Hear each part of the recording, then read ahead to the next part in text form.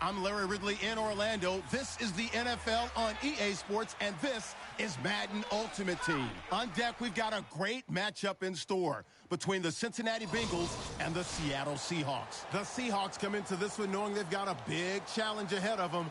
This is always a tough place to play as a visiting team, so getting out to a fast start could be imperative to making this crowd as much of a non-factor as they can be. Now let's get you up to Paul Brown Stadium. Here's Brandon Godden and Charles Davis.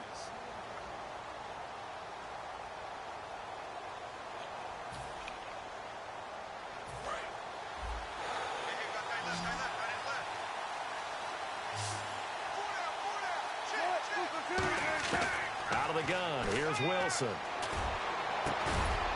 Baldwin with it over the middle. He got 18 yards out of that one, and it gets him a new set of downs. They're going to hurry back to the line now.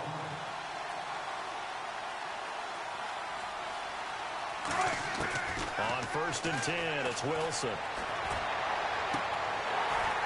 But when this ball's tipped and intercepted, picked off by George Iloka. And they get the football, but not much on the return here as he stopped at the 7-yard line. This interception will go on the record of the quarterback, but as a receiver, you've got to understand where you are in the field. Middle portion, you know it's going to come in hot. Square your body to the quarterback and be ready to make the catch.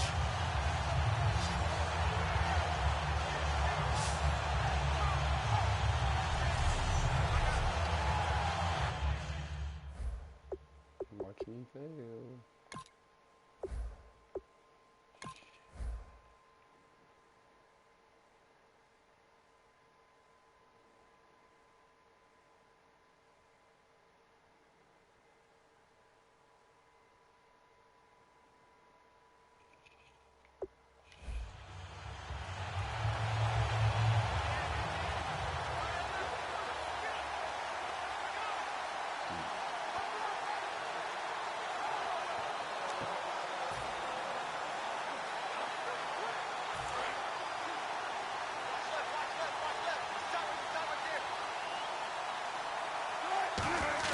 From the shotgun, Wilson. And the catch is made here by Tyler Lockett. And he's brought down after a good gain. He got 29 yards that time. And they're going to hurry back to the line now. On 1st down, Wilson. Trying to set up the screen, and it's intercepted. A great read, and it's picked off. And his guys are going to get the football at the 23-yard line. The Seattle defense.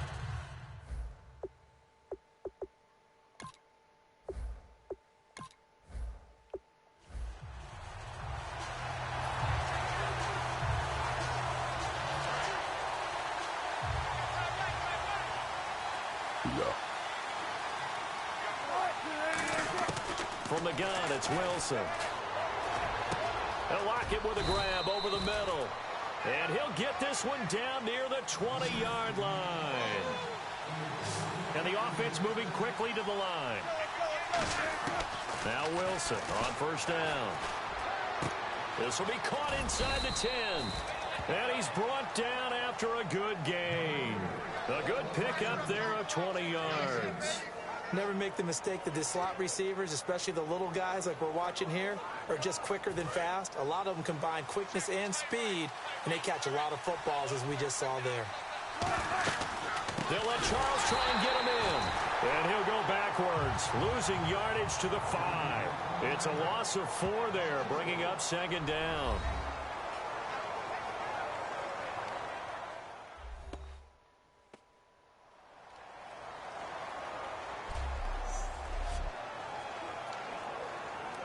And now it's 2nd down, but here's the field goal team out onto the field. This a fairly straightforward 22-yard short attempt. And Hopkins' kick is good. And they take a 17-14 lead. So put 3 on the board, but from inside the 5. And I know we use this phrase a lot, but that's a big-time win for the defense. It sure is. You've got the short field behind you, so you can afford to turn up the pressure. And that was a nice sequence there to keep them out of the end zone. It's a very short kick, taken right at the 20. And they're going to start this drive in pretty good shape as they get it up past the 30. And just a heck of a final drive that you and I just got to witness. We got to see calm, cool, and collected in action, didn't we? That allowed them to go down the field and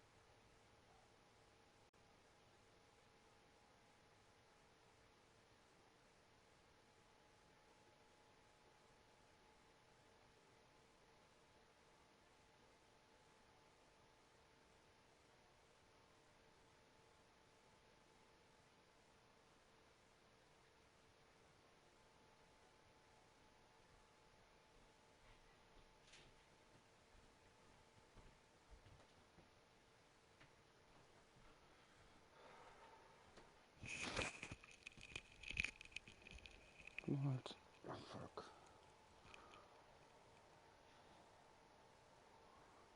Yay. Somebody retweeted.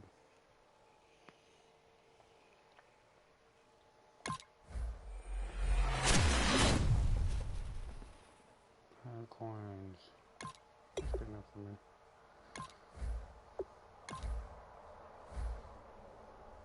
What the fuck?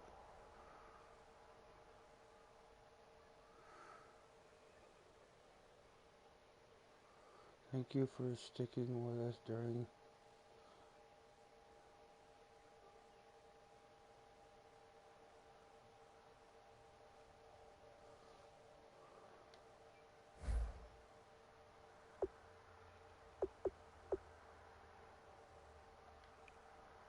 what?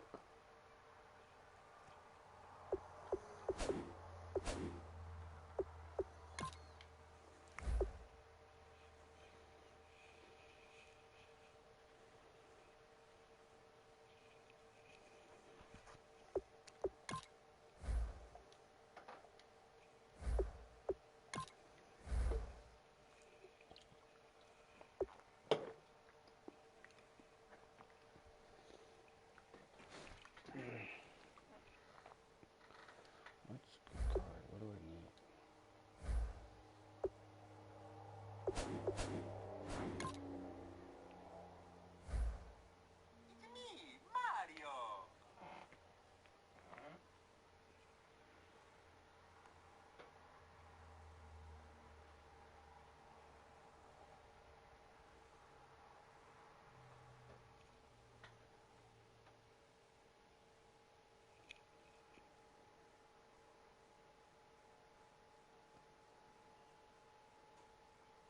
Awesome.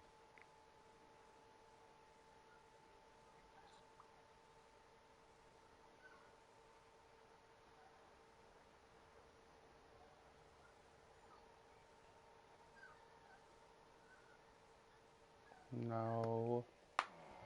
Just because I got up early doesn't mean you need to get up.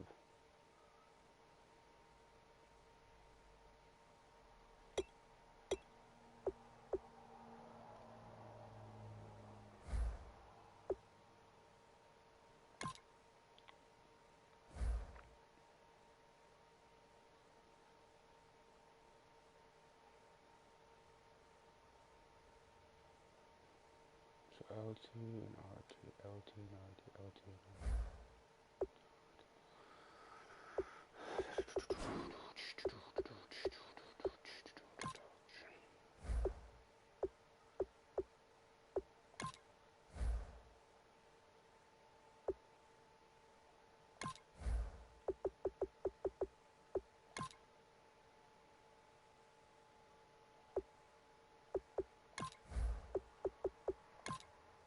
Let's see what we can work with now. Oh shit.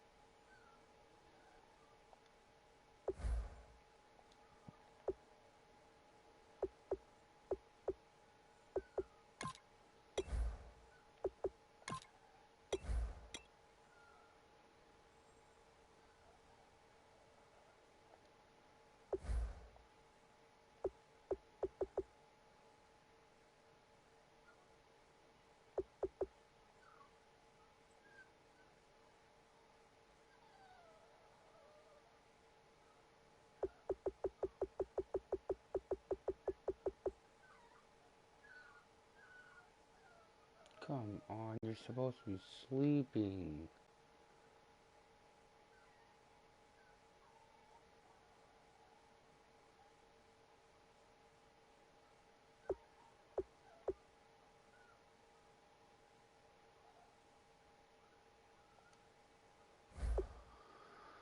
See what I can buy for right tackles.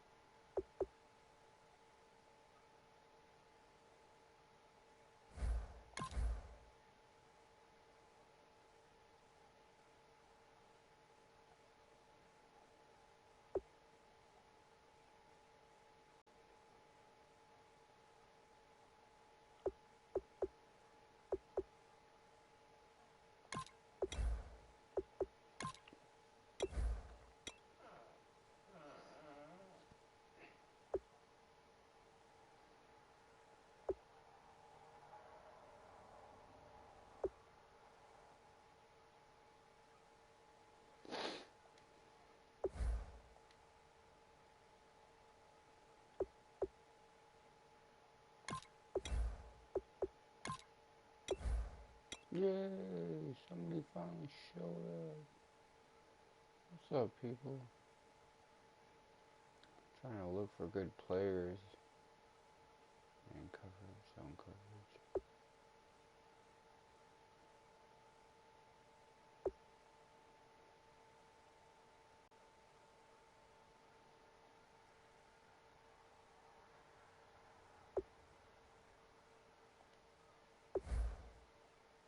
What?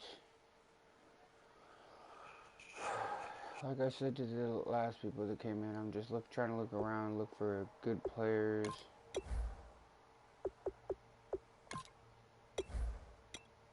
They gave us like $10,000 for something that somebody else fucked up.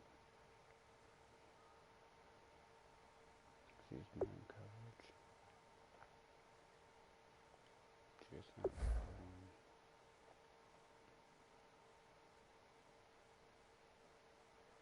6,000. What we got here? Anybody got any good ideas?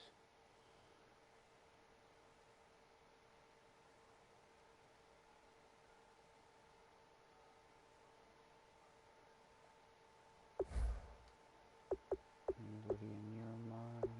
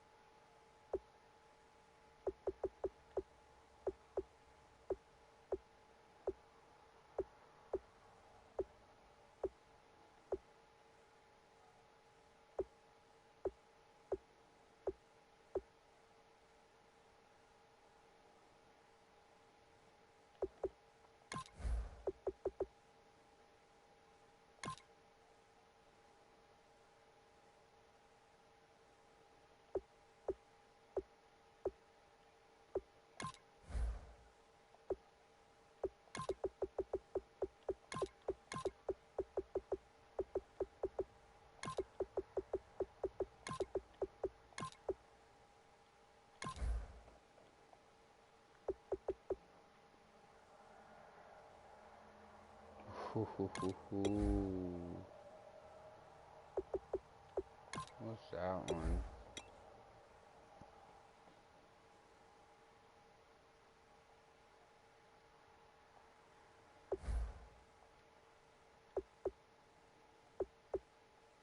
So it's an 86.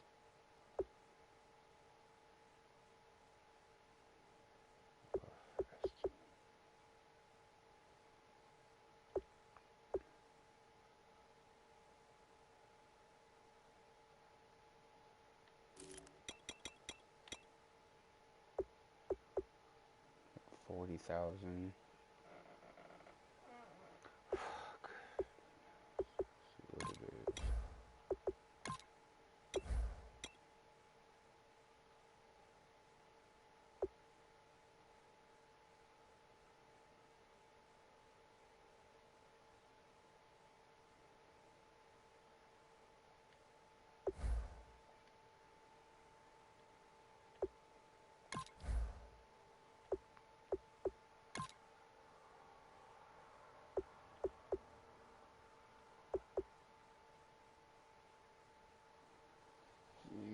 Damn.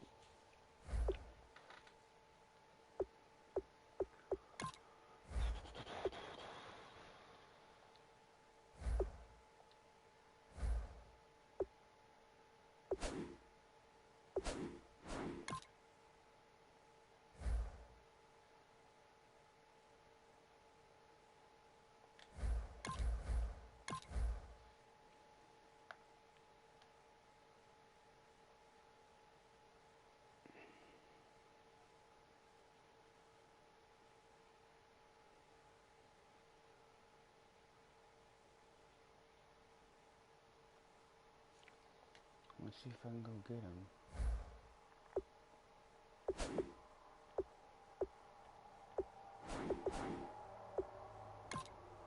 No, I don't need to browse the store. I'm not gonna get anything good at that.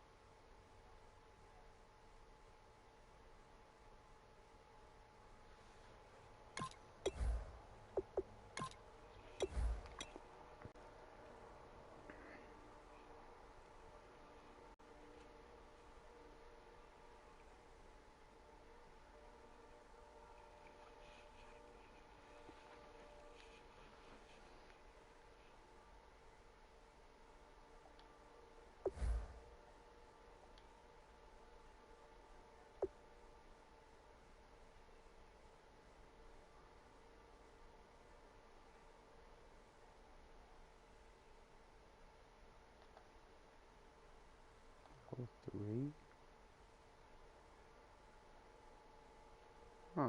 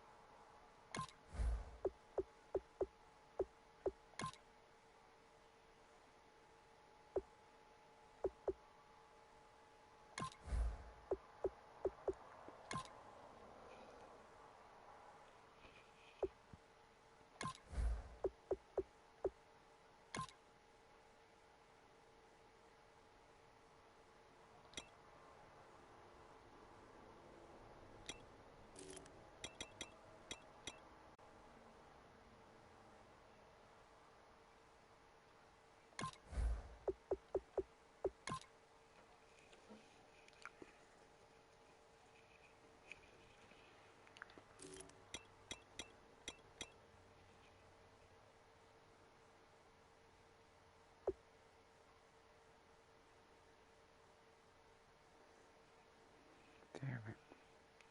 Has anybody got any good trades or anything good? Trying to find just players to fill in my team. Did you fucking see that wide receiver that just went?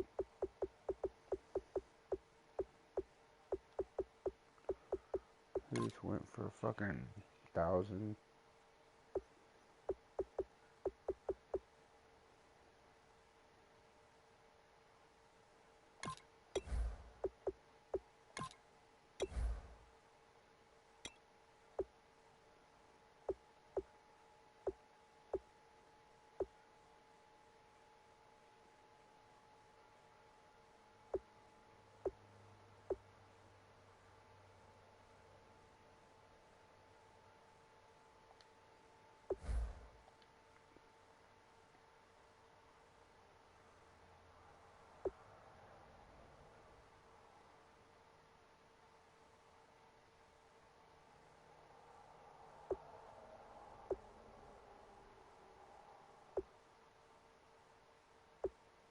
This is fucking crazy.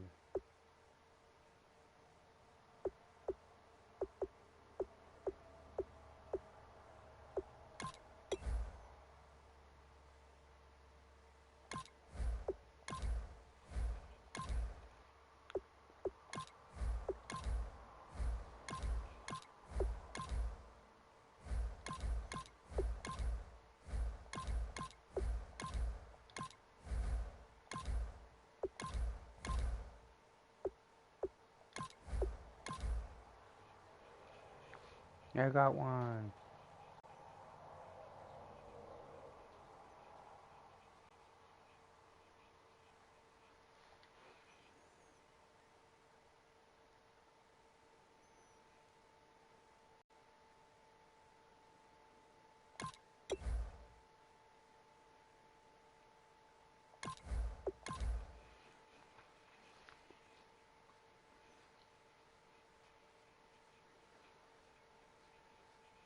Can we get it? Can we get it? Can we get it? Come on, you pieces of shit.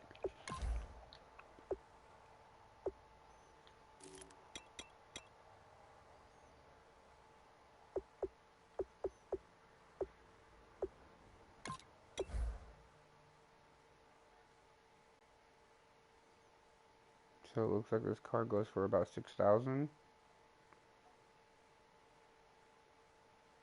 I got it.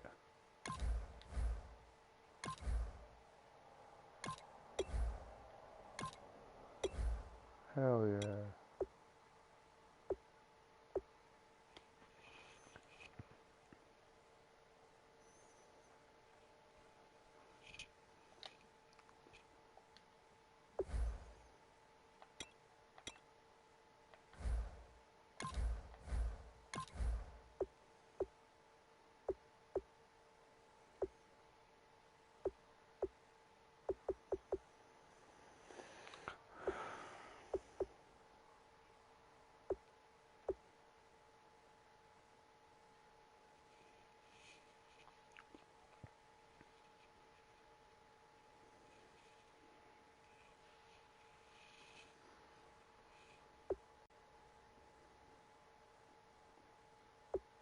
Hell yeah, that was a good buy.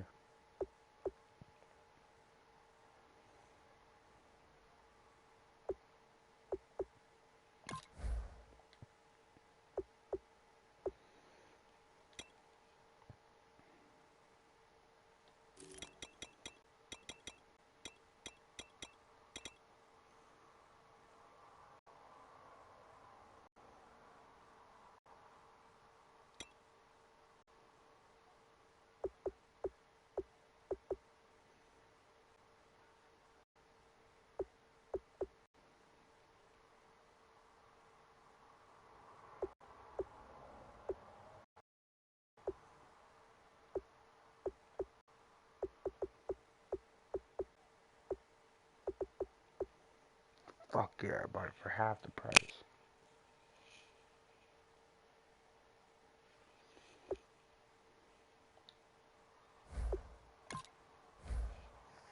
Awesome.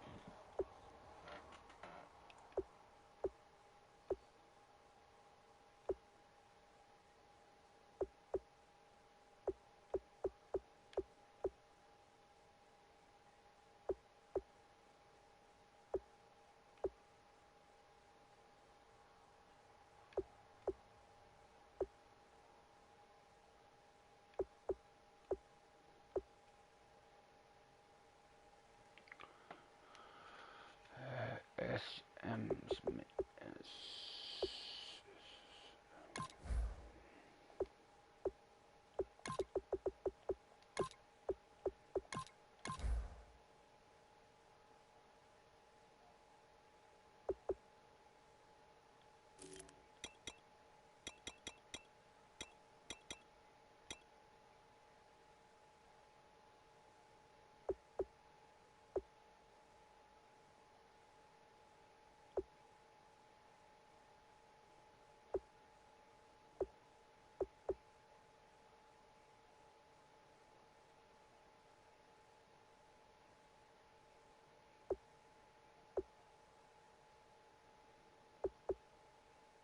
What?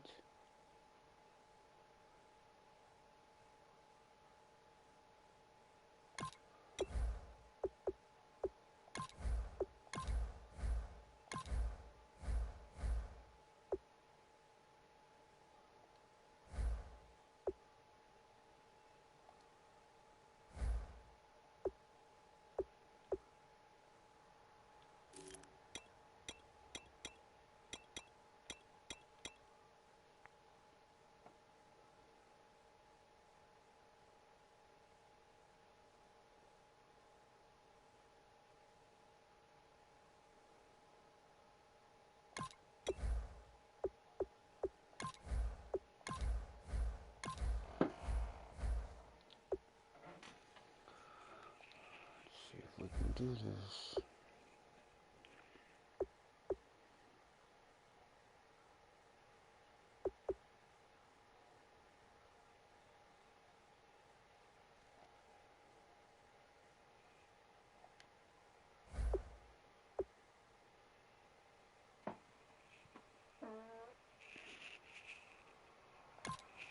Oh.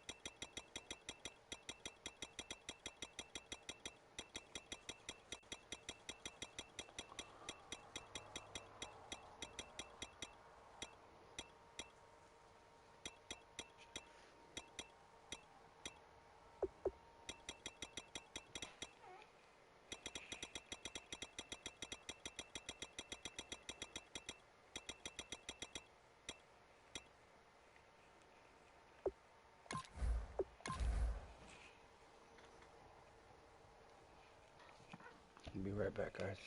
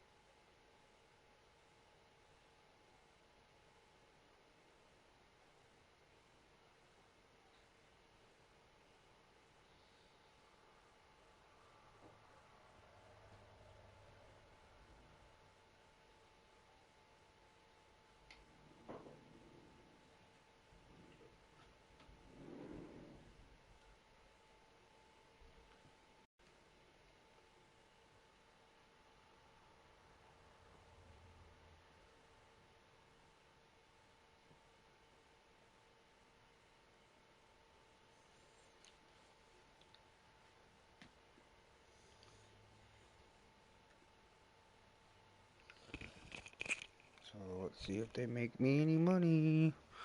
Because any one of those fucking cards are worth money right now.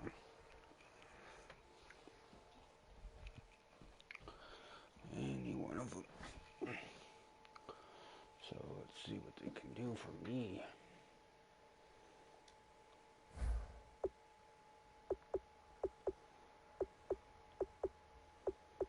So they're all set at different prices, different bids. Just start shit off.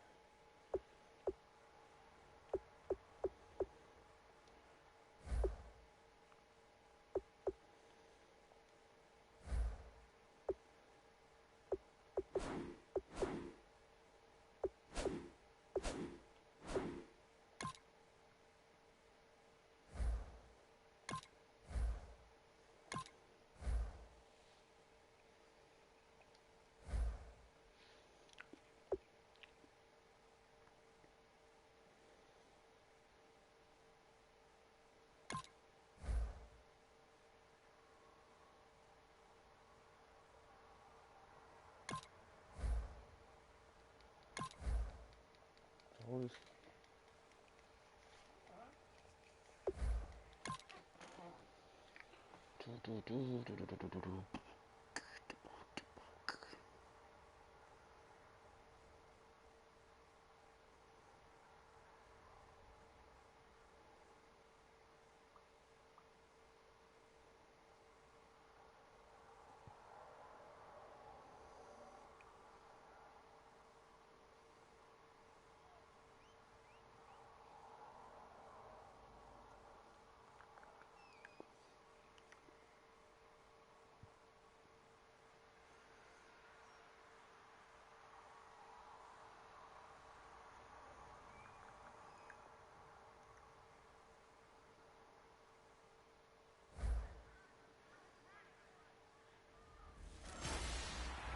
Welcome in, everyone, to our EA Sports Studios in Orlando. I'm Larry Ridley, and this is Madden Ultimate Team. Coming up, we've got a good one in store between the Miami Dolphins and the Buffalo Bills. The Dolphins come into this one knowing they've got a fight on their hands. This could be one of those war of attrition types of games. So winning the field position battle and the turnover battle are going to be two big keys to seeing who gets out of here with the victory. With that, let's get you up to Seattle. We're standing by are our commentators, Brandon Godden and Charles Davis. They go play action here on first down. And this one caught by Travis Kelce. And he'll be taken down, but not before he gets into enemy territory. And now they're in the hurry-up. Well, throw on first down with Wilson. Screen pass to Charles. The 20. And he carries this one all the way down to the 9. A big play there on the screen pass. 37 yards. What really hurts defenses on screen passes is that they eat up one of their levels right away. Because, you know, most defenses, 3 levels. D-line, linebacker, secondary. But on a screen pass, you're inviting the defensive line to get past them. And you throw the ball over their heads. And now there's just 2 levels left to try and stop big guys out in front of a guy running with the football. Throwing is Wilson. And it pops free. The collision there jarred the ball loose and brings up second down. So many offenses want to include their running backs into their passing offense and be able to swing the ball out or check it down to them. But sometimes those guys are just not as comfortable catching the ball as they are running it.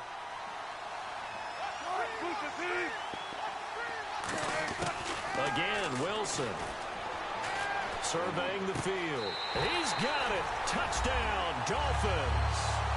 Travis Kelce from 8 yards out. And the Dolphins are able to cut into this lead. And he's a reliable target. He's more than that, though. Hey, look, I'm not going to say he's the best tight end in the league, but he's solid. Yeah, because he's able to block, and that's almost a lost art for a number of the tight ends in the league now because the most popular guys are almost what we call move tight ends, more like receivers. But those guys who can do it all, there's still a place for them in the NFL. Following the touchdown, Dustin Hopkins will kick it away. This is fielded at the goal line. And he'll get across the 20 before he's brought down at about the 23-yard line.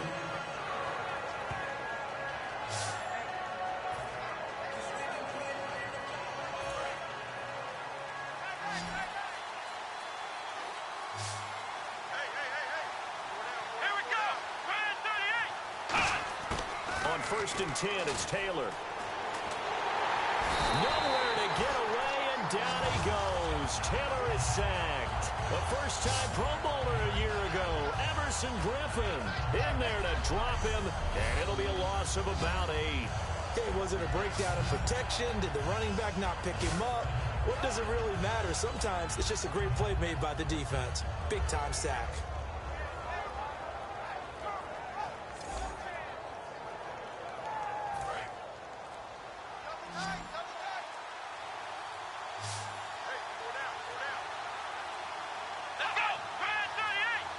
Play clock down to 0, and that's going to be a delay.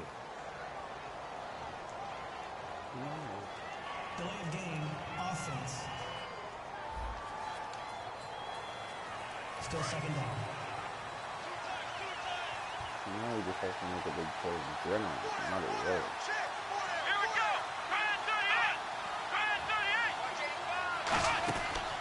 After the penalty, it's McCoy. And he'll take this one only up. Now the Dolphins are going to halt the action here. It's a timeout. He'll get 3, but it leaves him with a big hole here on 3rd and very long.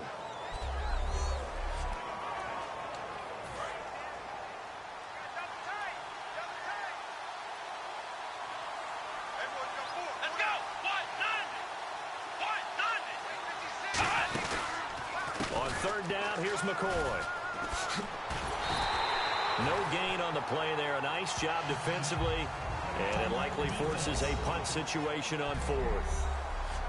So the defense had a chance to catch their breath, and now they're back out and ready. On 4th down, Colton Schmidt to punt it away. Back deep, the dangerous Tyler Lockett.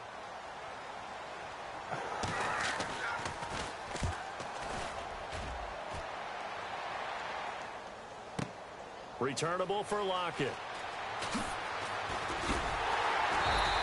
A great return there of 22 yards. And it'll be Dolphin football. The Dolphins offense now heads back on the field. And that last drive, a long drive, but not just that. They had a great air attack going. Did they stick with that? I would think that they would, because if they were confident enough to do it on the last drive, starting backed up in their own territory, why would you change anything? They've got to be confident about what they're presenting and continue to do so. Yeah, because the secondary, they really look clueless. And that was amazing because that drive went and went, no adjustments, and no big plays. And they take him down. The Bills get to him. Jerry Hughes in there to bring him down for a loss of 7. Looking to speed things up here, going with some tempo. 3rd and long. It's Wilson. Oh, it's a screen pass. That's complete. Jamal Charles, nobody in front. And all the way in for a Miami touchdown. Jamal Charles, 58 yards. And the Dolphins have got it back to a 1-score game.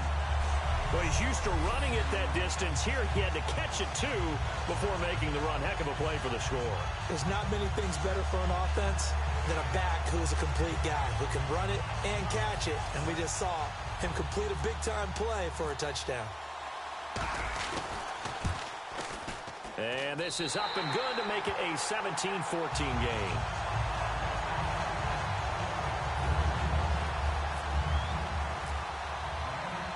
Following the touchdown, Dustin Hopkins will kick it away. This will be taken in at the 1. And not a bad return here. He gets it out to the 25-yard line.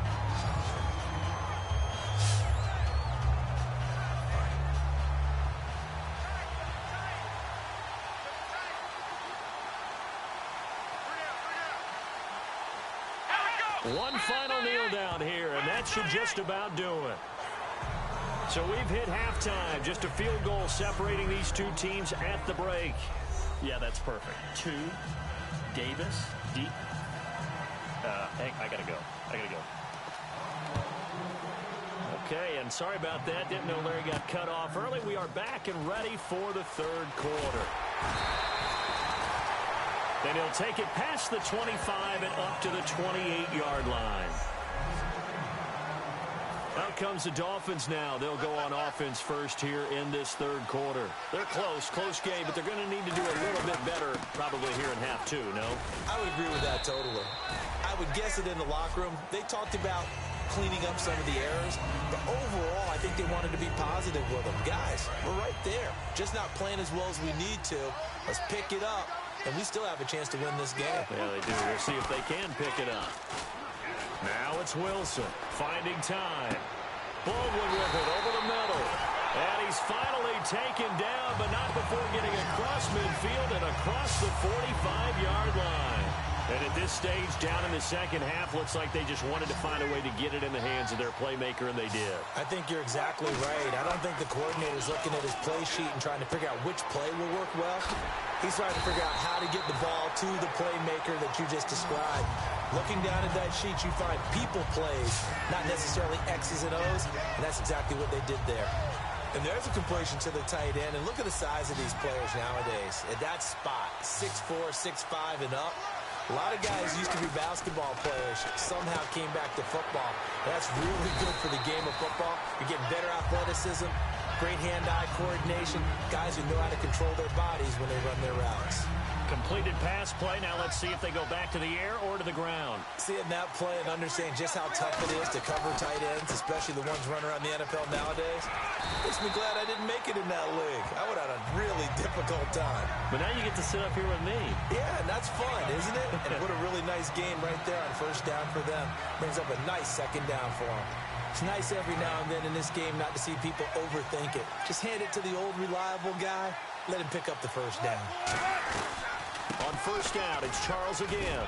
And he will maneuver his way down to about the 7. It's a pickup of 4, and it'll bring up second down. Not a run that you're going to write home about, but still a good first down run. That's what an offense calls staying on schedule. 3 to 4 yards on first down, you're set up very well for the rest of the drive. Wilson. And a little floater there, but it'll wind up incomplete, falling to the ground. So they'll get a little extra time to come up with his third down play as we played 3 quarters. You are watching Madden Ultimate Team on EA Sports. Back now in Seattle, Washington. It's been a very hotly contested game to this point. Just a field goal separating these two teams as we get set for the fourth quarter. On third down, Wilson. That's caught at the 1. And just shy of the goal line as he's out of bounds right at the 1. Well, it wasn't a big strike, but that completion put them in really great range. What do we have now, 4th and inches? Yeah, it's not more than a half a foot. You know what I would do here? You would always go for it. I'm one of those guys. Here's Wilson to throw. That's caught at the 2.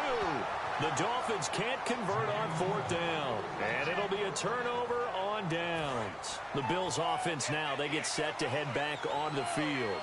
So the failure to convert no doubt really hurts, but this one's not over. A good chunk of time on the clock and the timeouts. Yeah, not only do they have the timeouts, as you just noted, they're going to get an extra one with the 2-minute warning. And that's going to help them. So in a sense, they have 4 timeouts in their pocket.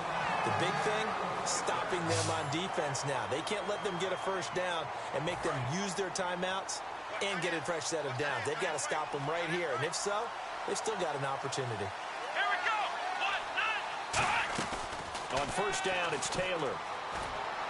Looking right side, and that's complete to Watkins. And he's able to get out to the 32, brought down there. Time for a break. We'll come back for the electrifying conclusion after this.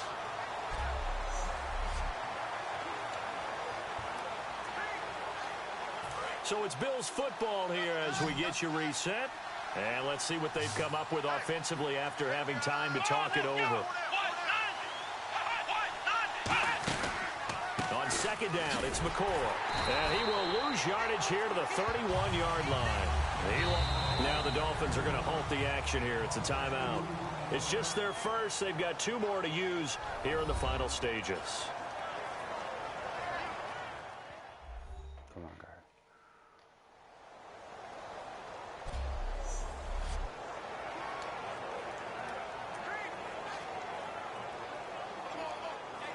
And they're just a couple of yards shy of a first down here on third down.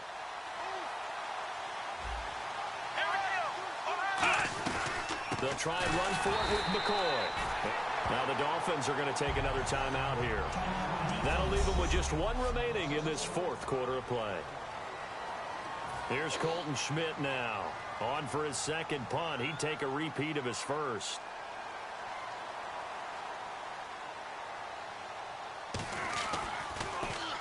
He gets this one away, and boy, it's another boomer.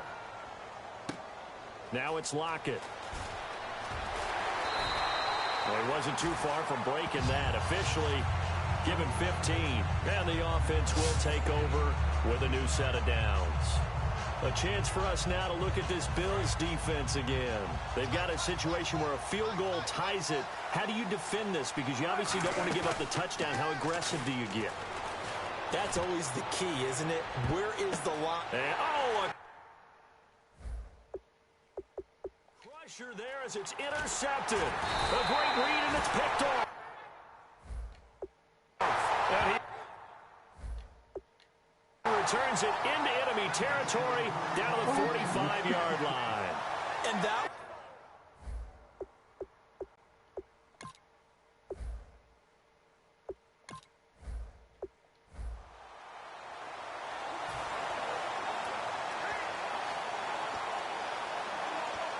Do all great and fucking and out come the Dolphins yards now. And fortunate to get points on the board last time. They had to hit a really long field goal to do so. The kickers in today's game are so good and so skilled and hit from distances that we almost start to take them for granted. And we can't do that. That's a long field goal that they got 3 points out of. They've got to feel good about that, and they better make sure they love him up because he's helped them out. Yeah, now we'll see if that offense can put 6 on the board here. We'll see. Now a play fake here on first down. He's going to hit his man out of the backfield, complete. It'll be a gain of 9, and that'll make it 2nd and short. I'm going to show my age here a little bit. We used to talk about running backs catching the ball as safety valves. Nowadays, they're a big part of the passing offense. Quit acting like you're so old. You're only 65. And this seemingly endless drive continues. Wilson will throw again. A dump off for Charles. And they'll be inside the 35 now at the 34-yard line. 8 yards on the pickup there, and it moves the sticks. And they're going to speed things up here. On first down, Wilson. He gets it over the middle to Kyle. A good pickup there of 20 yards.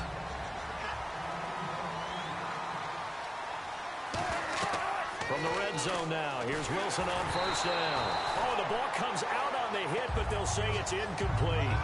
It's a tried-and-true formula, and I don't think it'll change for as long as we play football. If someone's trying to throw the ball and you can put pressure on them and make it tough, that's only going to help your defense. Yeah, he's since being hurried. And he'll take this into the end zone for a Dolphins touchdown. Travis Kelce from 13 yards out. And the Dolphins are able to draw a bit closer. Boy, it's nice to have that big, reliable target you can go to. Each and every time. A lot of people see that position as a fallback. Throw it to them when all else fails.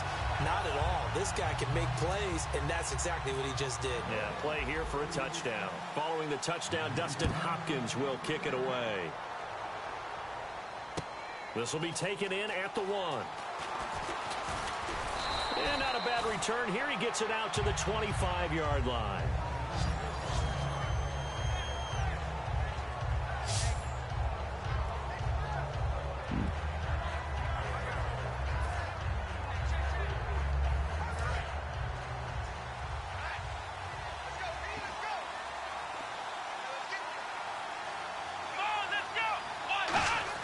They'll throw on first down with Taylor. He's got time in the pocket. Going to drop this off to McCoy. Complete. And they'll take him down at the... Now the Dolphins are going to halt the action here. It's a timeout.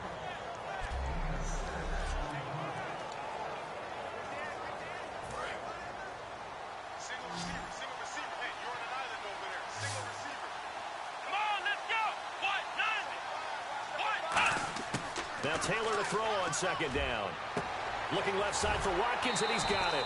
And he'll be taken down, but not before he gets into enemy territory.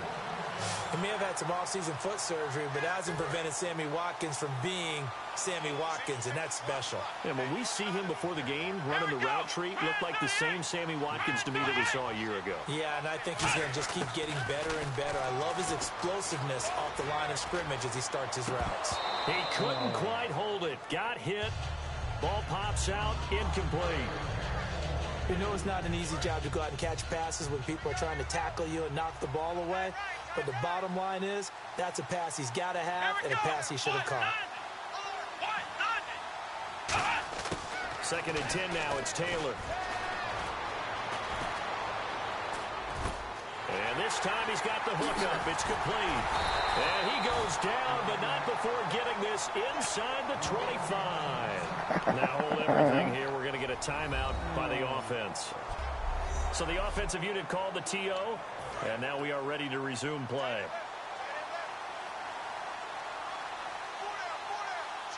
Here we go. Brand 38. On first down, it's Taylor. And he'll check this one down to McCoy.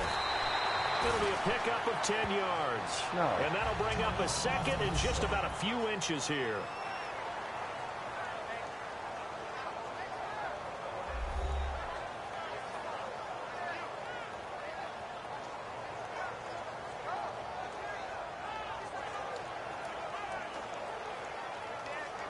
And now inside the red zone, the offense will operate.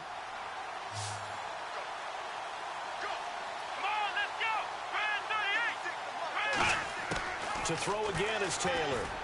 Pass incomplete. He was trying to get it to LaShawn McCoy. And they'll be faced with a 3rd and inches.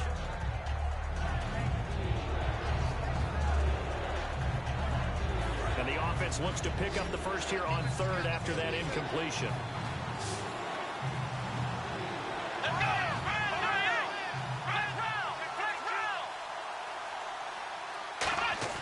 Taylor now to throw on 3rd down. Can't find anyone open. All kinds of time. Hit as he throws there, incomplete. Putting pressure on the guy throwing the football is always good, but when you can couple that with contact on him that leads to an incompletion, as we just saw there, that's... Now the Dolphins are going to take another timeout here.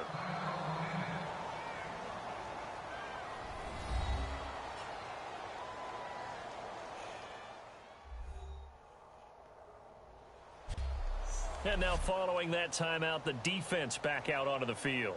Dan Carpenter now for the Bills field goal.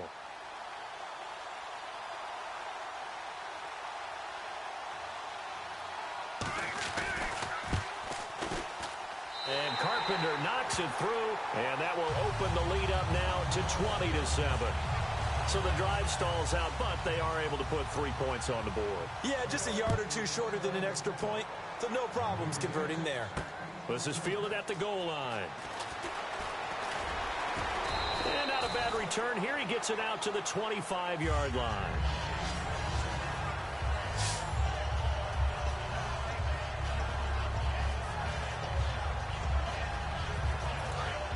Looking to jam the receivers at the line here. Press coverage look defensively. On 1st down, Wilson. Try to lay one up deep. Looking for Baldwin, intercepted. Picked off by Corey Graham. And he's able to get it back here to the 43-yard line. Oh, timing is everything on a route like this. He tried to drive that football into a tight spot. And if you're a little early or a little late, chances are there's going to be someone there. And sure enough, this one's going the other way. Now a 1st down carry here from McCoy. And he'll lose yardage on the play back at the 45-yard line. Now whistles come in. We're going to get a timeout here by the offense. So the offense took the timeout. Looks like they're ready to go as we get set to resume the action.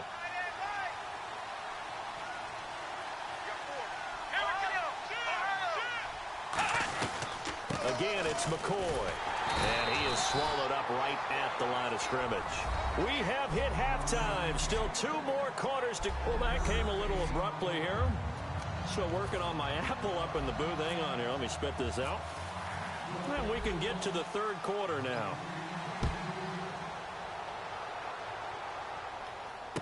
This will be taken in at the 1.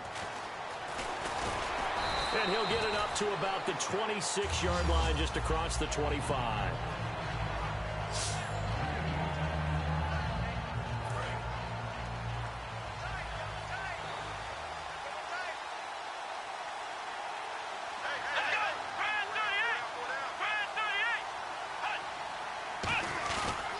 They start the second half with a carry by McCoy. And not a whole lot doing there as he'll get it up to about the 28-yard line. Give him 3 on 1st down. It'll set up a 2nd and 7. In my book, that's running the ball well, but with intelligence. How about him keeping the clock moving, staying in bounds? Yeah, even though it's the 3rd quarter, you're thinking ahead, aren't you? This is where your running game can really help you with a lead in the second half. I agree totally. It's not just end-of-the-half situations that you worry about the clock. It's throughout the game. And with a lead, stay in bounds. Make them fight harder to try and catch you. So much for halftime adjustments by the defense because you know they had to talk about it. The entire first half, they struggled to contain him. And here he is coming out in the second half and establishing the same tone. Still running the football with authority, still gaining big yardage. So I just figure on the offensive side, they said there is no adjustment. Until they slow us down, keep going at them, keep handing them the football. It's a loss of a yard there, and now 2nd down. We talk all the time about how important it is to have leverage in blocking. It's also a big part of policing up gaps. Did you move someone out of the A gap? Did you move them out of the B gap in order to create space for your guy to run? In this case, all those gaps were shut down. Yeah, the movement was defensive, and they got him for a loss. And he's just going to get rid of this thing. To no one here. He throws it away, and now it's third. Dolphins bring on an extra defensive back on third down. From the gun, it's Taylor. He's got time. Looking sideline, and that's caught by Watkins. Give him 8 on the play, and it'll be fourth down. Here's Colton Schmidt now. And the way this offense has moved the ball, he hasn't been needed till here in the third. One hallmark of good defenses is understanding the game, understanding positioning, and tackling immediately in the secondary after catches. I think we just saw that on display right there. Got to him before he ever had a chance to think about turning it upfield. Very tough spot here for the offense to start.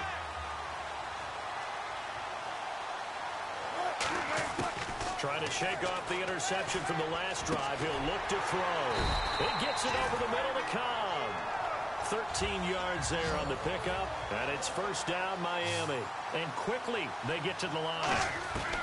They'll throw on first down with Wilson. Going underneath for Charles. And he's brought down. It's a gain of 15 that time.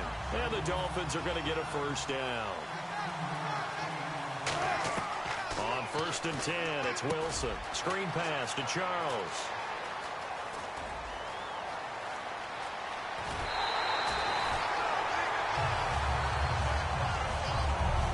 Three quarters in the books. You are watching Madden Ultimate Team on EA Sports. All day, baby. Good stuff.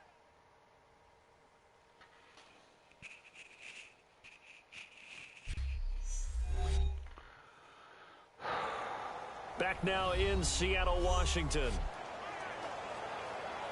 So after that big gain, let's see what else the offense has up its sleeve. Now Wilson on first down. A dump off for Charles. And he's brought down. And give him 14 yards that time and a fresh set of downs. And now it looks like they're going to be in the hurry-up. Throwing now, Wilson on first down. The tight end Kelsey has it over the middle. And he'll get it down this time to the 17. 4 yards on the pickup, and it'll bring up a second down.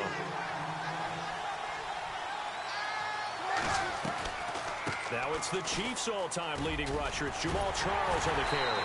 And eventually stopped just shy of the goal line right around the 2.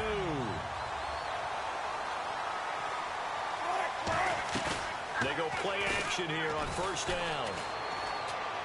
And he will take it in for a Dolphins touchdown.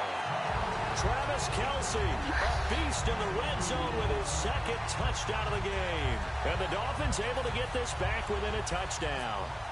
I know Paul Revere talked about by land or by sea, right? You know, 1 by land, 2 by sea. He didn't mention air because right now we're seeing a big-time performance, aren't we? That's 2 touchdowns so far in this game. Where'd you pull that one from? And, you know, every now and then I actually listened in history class. And you're just a scholar all the way around. You're reading all the time. I like that you fit that into the broadcast. You know, I just grab a nugget when I can. And no run back here. This will be a touchback, and it comes out to the 25-yard line. And the offense here just looking to stay in bounds, complete the short passes, and put this game on ice. And the D-line pinching together must be expecting the run. Throwing now, Taylor on first down. Looking right side, and that's complete to Watkins. And he's able to get out to the 32, brought down there. Call it a pickup of 7, and it'll make it second down. Time for a break. We'll come back, see what transpires after this. So it's Bills football here as we get you reset. And let's see what they've come up with offensively after having time to talk it over. Taylor with a give to McCoy. They get 9. Now the Dolphins are going to halt the action here. It's a timeout. It's just their first. They've got 2 more to use here in the final stages. So the run gets them the first, and now they operate with a fresh set of downs. They'll come out in the pistol. And they'll keep it on the ground with McCoy. And that play Now the Dolphins are going to take another timeout here. That'll be their second, so one more chance to stop the clock here, and we'll be back.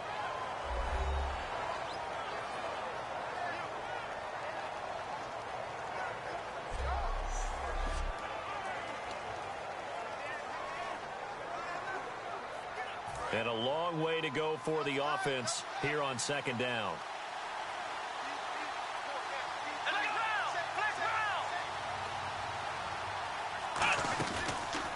Now Taylor going to hand this one off to McCoy. Looking for an opening, not much there. He'll get it to the 39. He'll get a couple yards back, but not more than that. They'll be left with 12 yards to go on third down.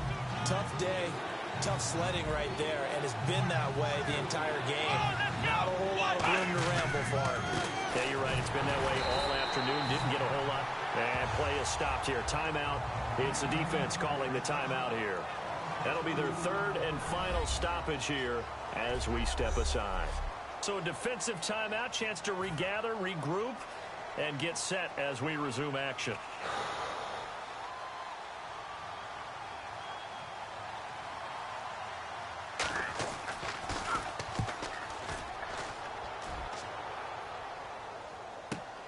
And this will be taken at the 13. A very good return that time.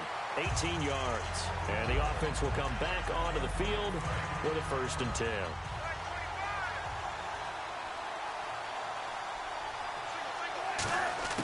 Back to throw. Surveying the field. And, oh, a crusher there as it's intercepted. What the fuck?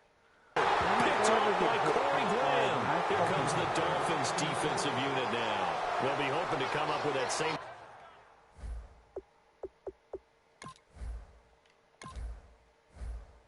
type of effort they had last time when they forced the punt.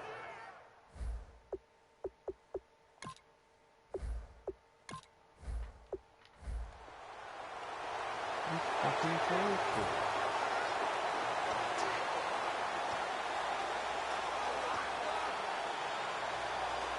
And the Dolphins offense now ready to go back out on the field. And tough to win games if you're going field goal, field goal, field goal here. They got field goal last time. Now they'll be looking for a touchdown. They're looking for the big chunk now because as you... Now a clash of... Fuck this game.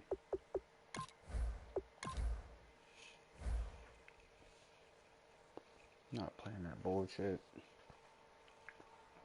Fucking bullshit. Fuck you, you bullshit ass game.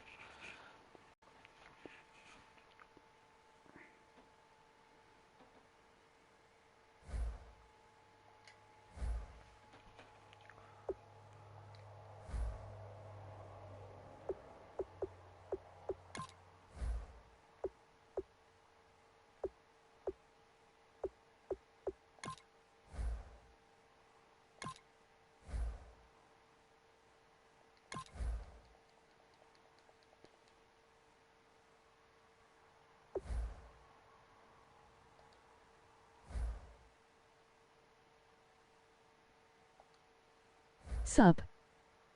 What up? How you doing?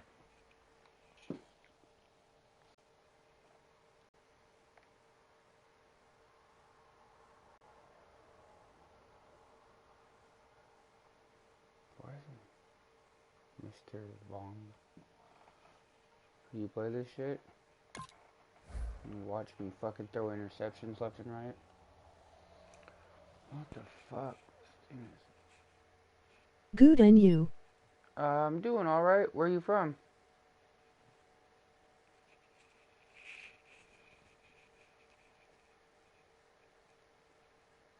Doing pretty good. I mean, kind of fucking sucking at this.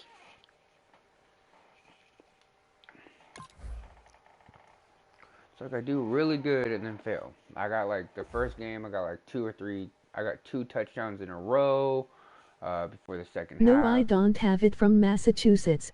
Oh, from Massachusetts. What time is it there? 'Cause I mean, I'm from Washington, and it's 4:43, so it should be like what, 6 there? Do you play Madden at all?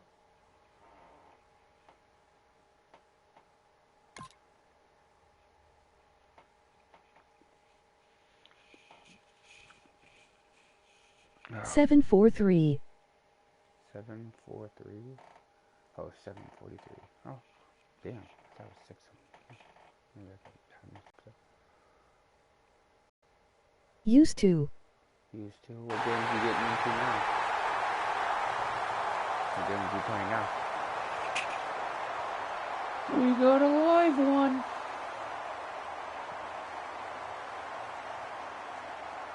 That cracker bitch.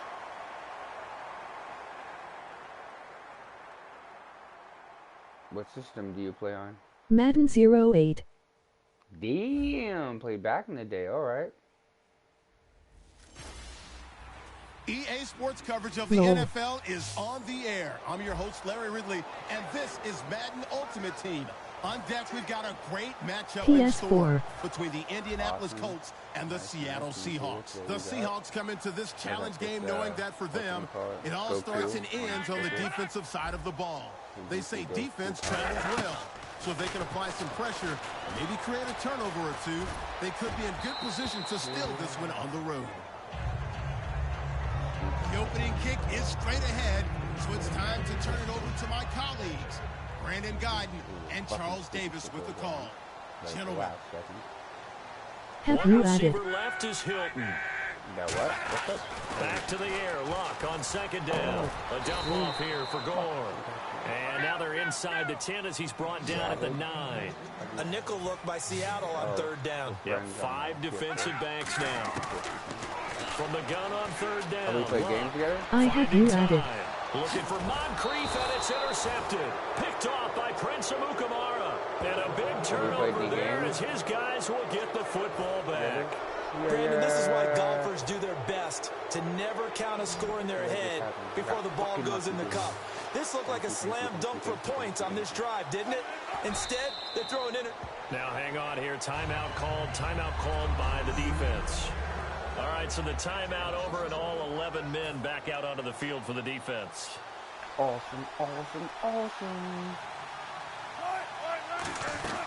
They'll keep it on the ground, this time with Charles. Rainbow, This top up 5 to I the think. 30-yard line. It's a gain of 11 yards that time, and it produces a new set of downs. GTA.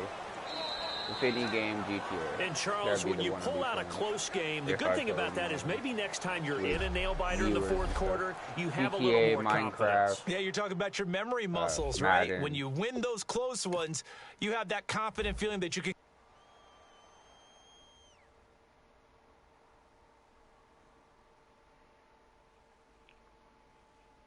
The 7 Days to Die is the one I've been playing with a lot of people recently. Pretty much any game. Doing the share plays and stuff like that. Get a cold tag. Position. Ooh.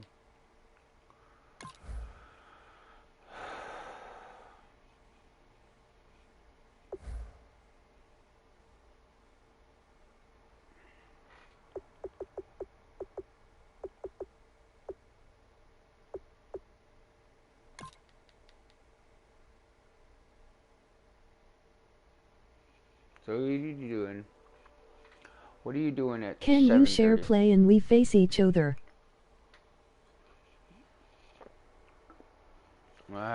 See, that sucks right now because right now I'm streaming, so I can't really share play anything. Because that stops all streaming and all stuff to do share play. You know what I'm saying?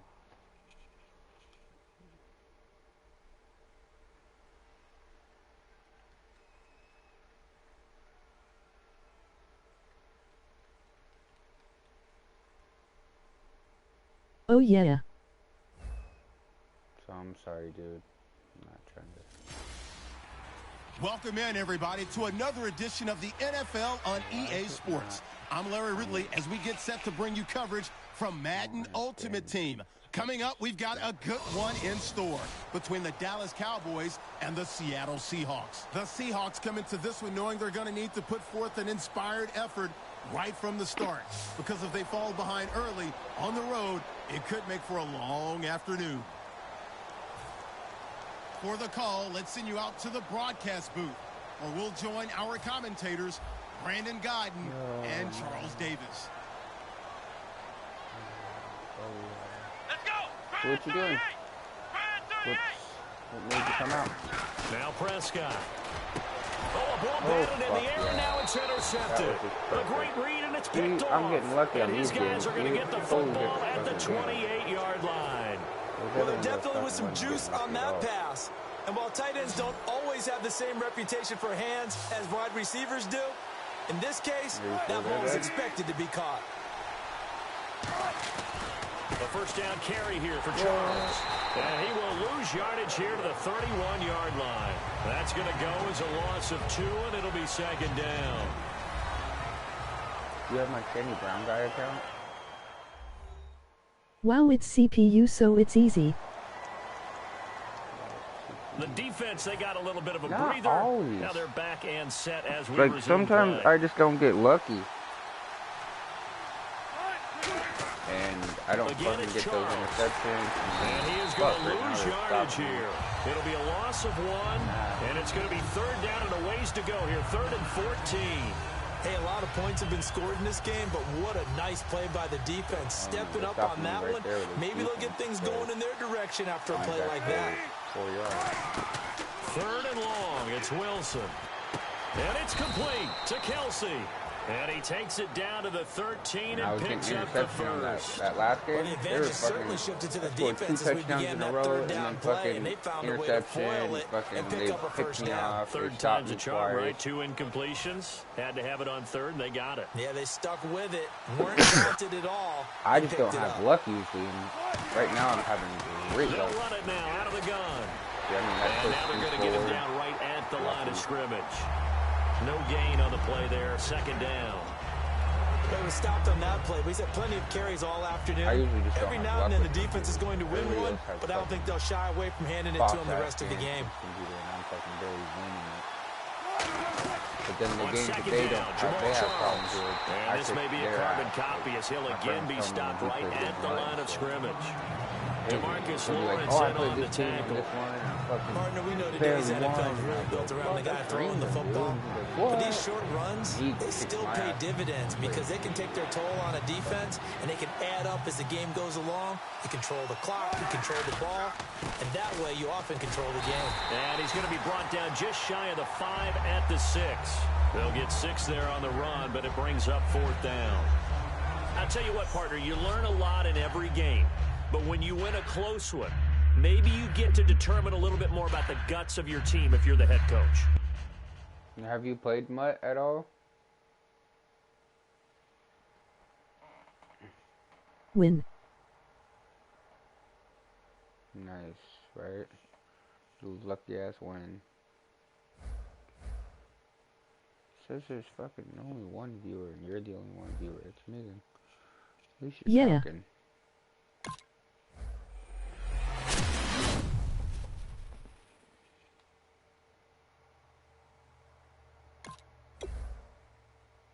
You cannot auction this one. It's fucking stupid. What's up? Somebody on Twitter.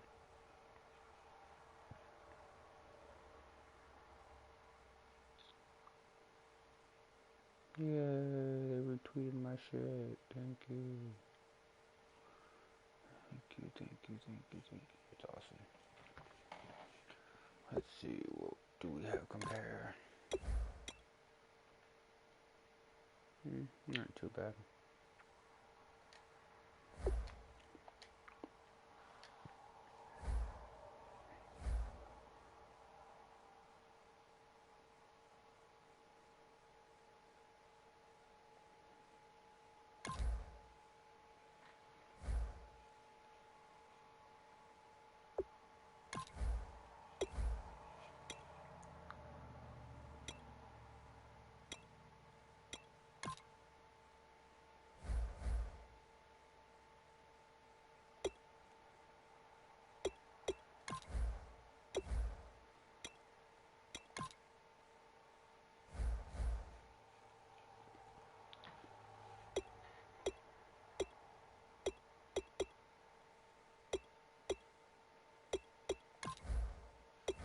What?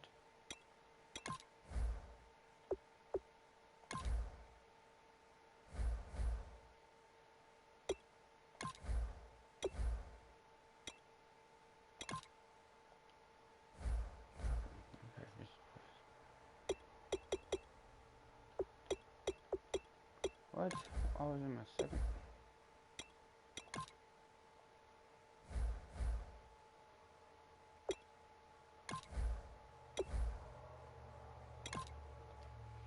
There we go. That should be good now.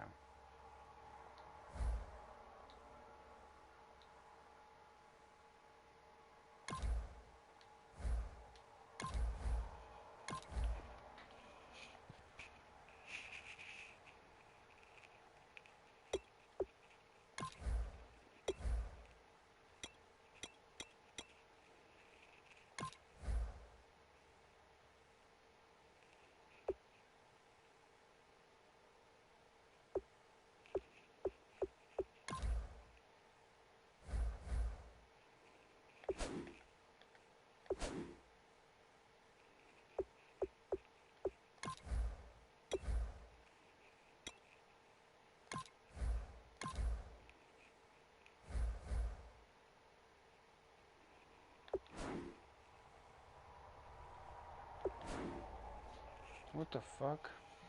So you can't have them in both positions, but you can do that in row football?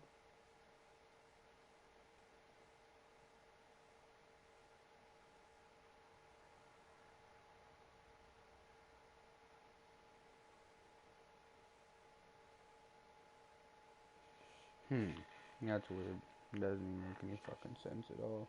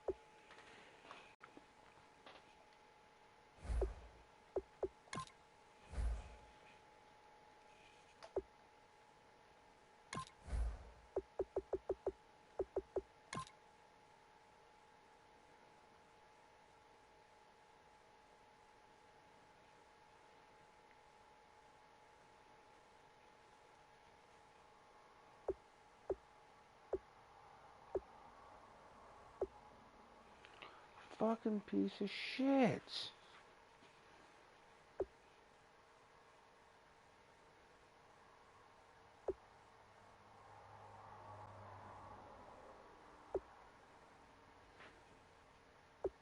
It's just like the Madden app. What do you mean it's just like the Madden app? I don't have it. What the fuck? Why are they selling that for so cheap?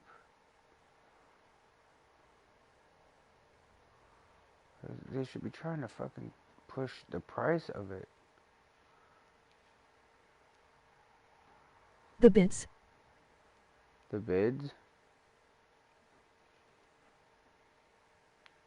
Fuck. Well, I'm trying to fucking sell these cards for more than what I bought them for, and fucking I'm not gonna make no money because nobody's gonna buy these cards because now people have put this card out for even cheaper than what I fucking originally bought it for.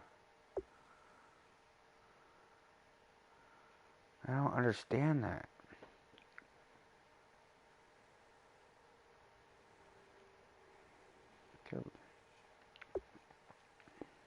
Auctions were on the app. No. Can you auction your own stuff? Can I sit on that app and auction my stuff from that app?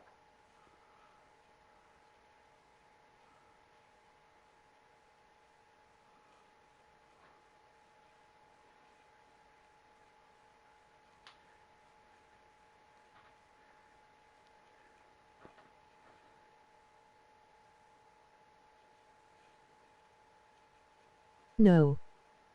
Oh, that sucks. Cause that'd be dope. Cause that's what I use my PS Vita for. So I can do it from home. I mean, do it from away from home. I use my Vita when I'm at work or at somewhere, and I try and auction out my shit. 2015, I did really good. It would.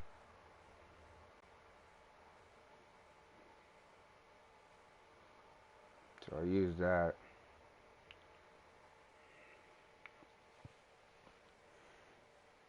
And they say you can put the PS4 on your PC and stuff now, so if you have any of those around, you can just log it in on that way. Fuck, it doesn't look like I'm gonna make any fucking money off of these. I was hoping somebody would fucking buy these and I'd make some nice cash. What? No way. Yes. That's amazing. Good, good, good, good, good, good, good, good. Somebody just bought out the most expensive, put out the most money for them. That's awesome. That's fucking awesome. That person must have been like, oh, it's just worth it. It's fucking that much. So let's hope the same thing happens. That's amazing. Fuck yes. Because I spent Good. 2,000, 3,000, and 4,000. Or like something around that. Let's see. I can check. I think I can check because I just bought them. So yeah, 35, 27, and 33.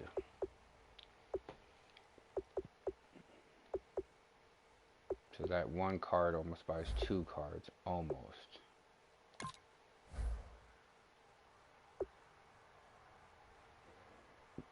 So those ones can just get bids on them and buys. Then everything pays for itself and I will make more money than what I started out with.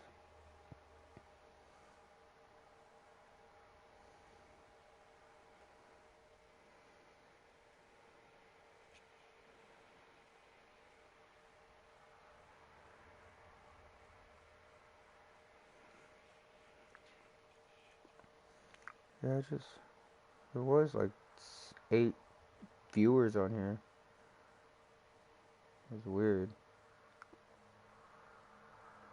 You had 8 and then 1. It's weird. It's crazy shit.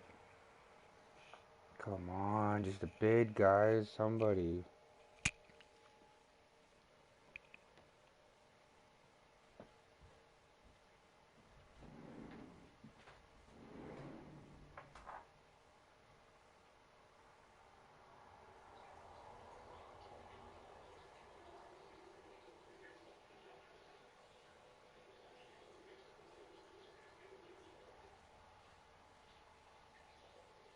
It's just me, people get tired.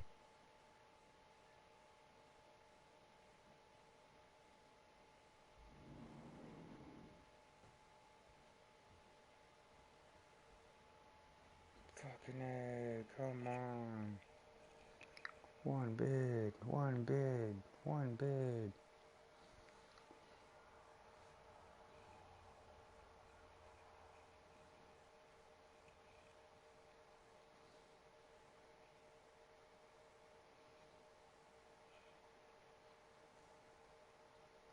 Come on.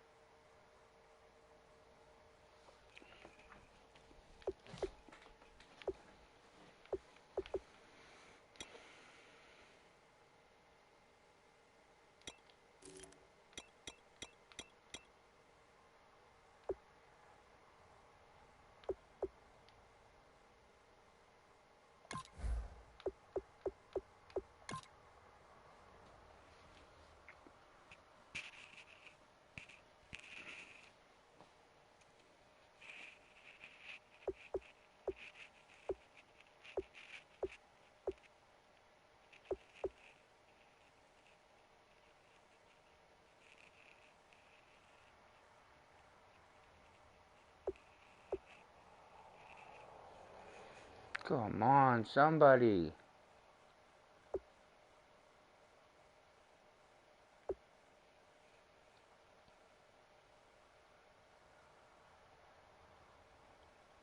Right there. 10 seconds, come on. Damn.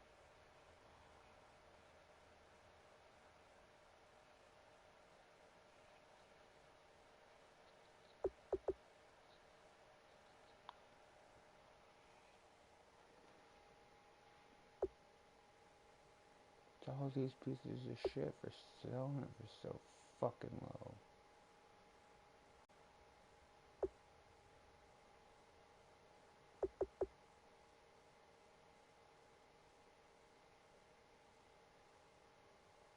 Lol. Fuck. I was hoping I could get some more. Fuck.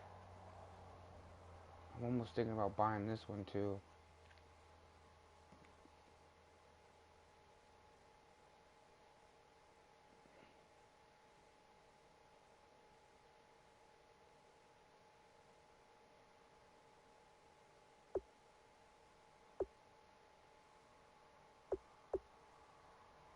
Shit, somebody already did. Damn it. Should have done it. Well, if I put those back out there, try to go all over again.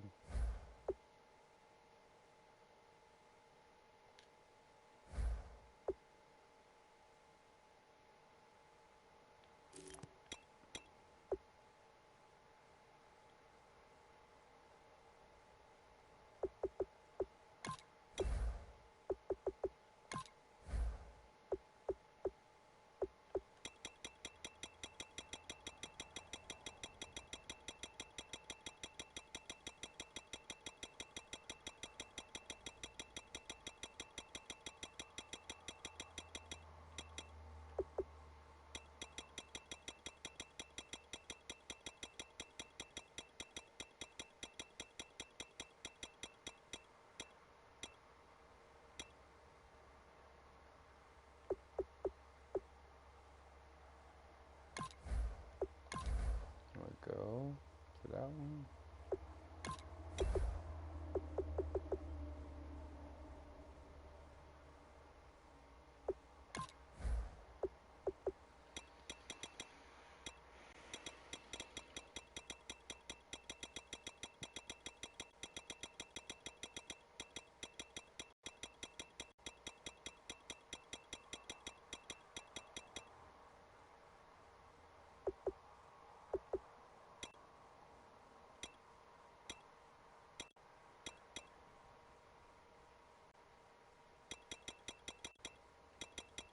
Lower.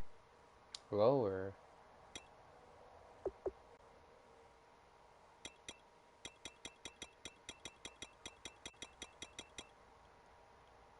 See, it says I have 5 people on right now.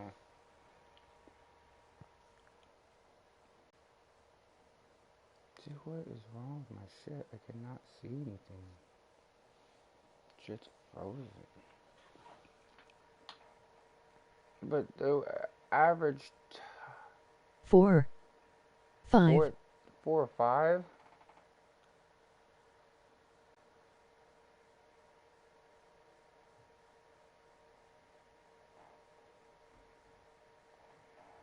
Four or 5? What do you mean? It says people are watching.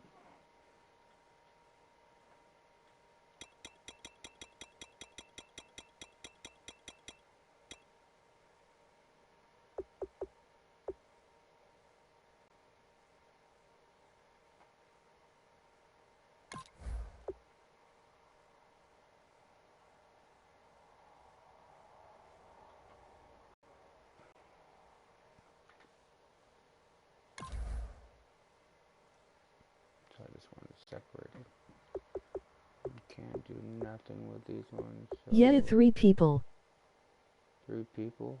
Oh, okay, cool. Well, it said 5 just like 2 seconds ago, so that's weird. So I have to get rid of these people, right? Now 2. Now 2. See, it's so weird. And it was 5. Sell for 1 coin or add it to it.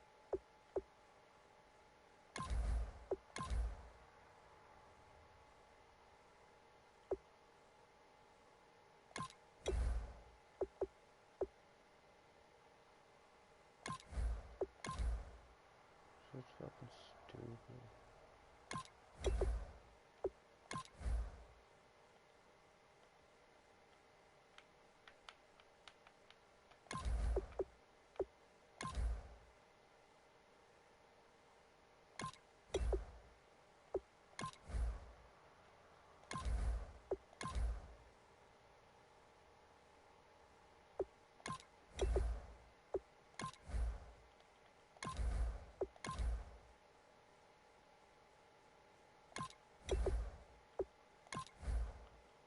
Well, if it says 2, why does it only let me have one choice? It's so fucking weird.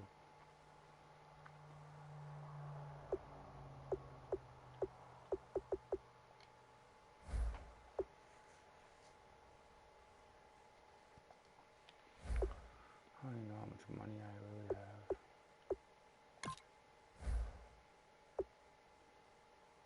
have. 1v1 me kid, I'll demolish you. What?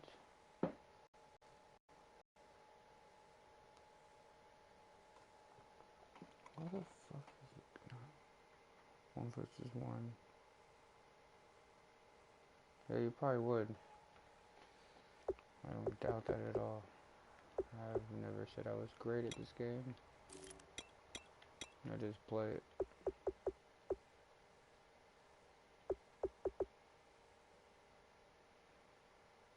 So let's see.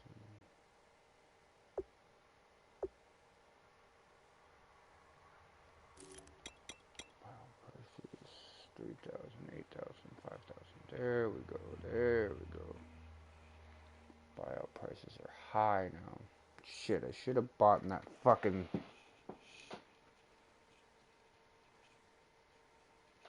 No, that's not the way I want to look at it. I want to look low.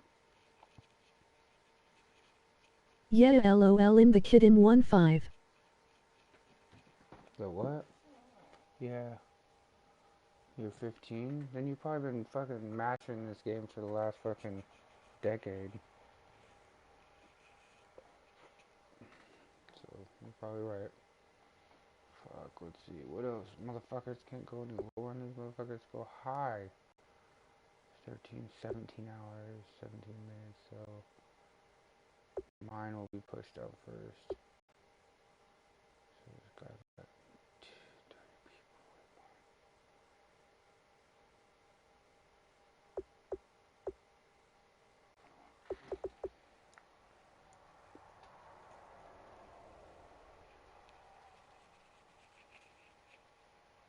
Those will be pushed out. That one won't. That won't be pushed out. This 4, 3 hours.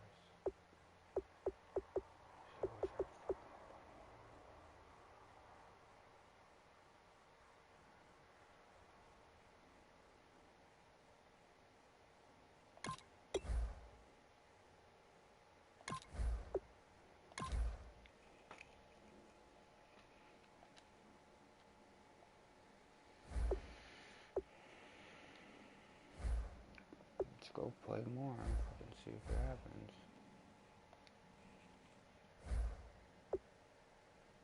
See, that one almost paid for those 2.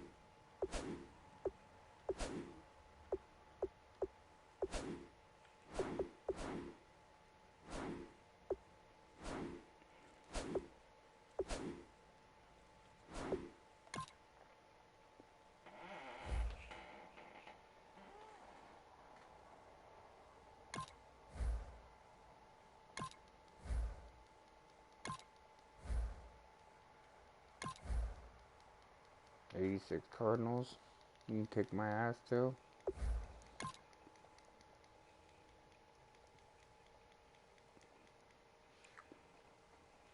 Oh man.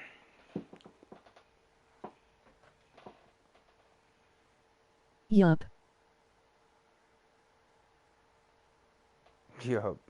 See, it goes back down to 1. And nobody says anything. Nobody's. It's like, I don't know. It's kind of weird. Always kicking my ass. What game are you playing on now? You playing any games? Any new games?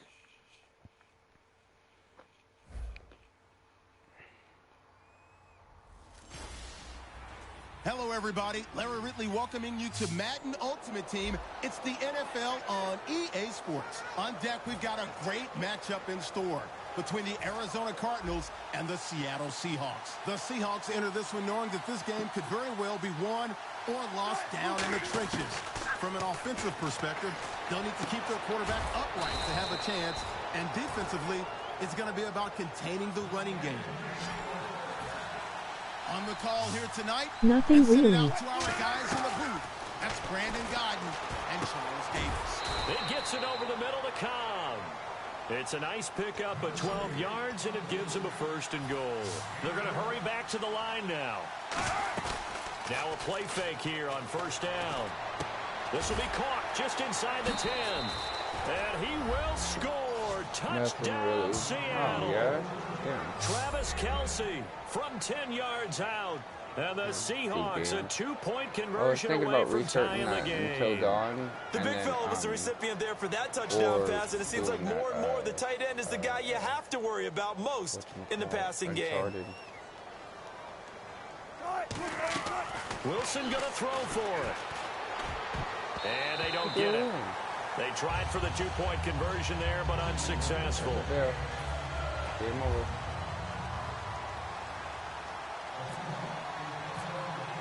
Following the touchdown, Dustin Hopkins will kick it away. Very short kick. This will be taken by one of the up men. And they're going to have really good starting field position here as that's taken up close to the 40. You're right.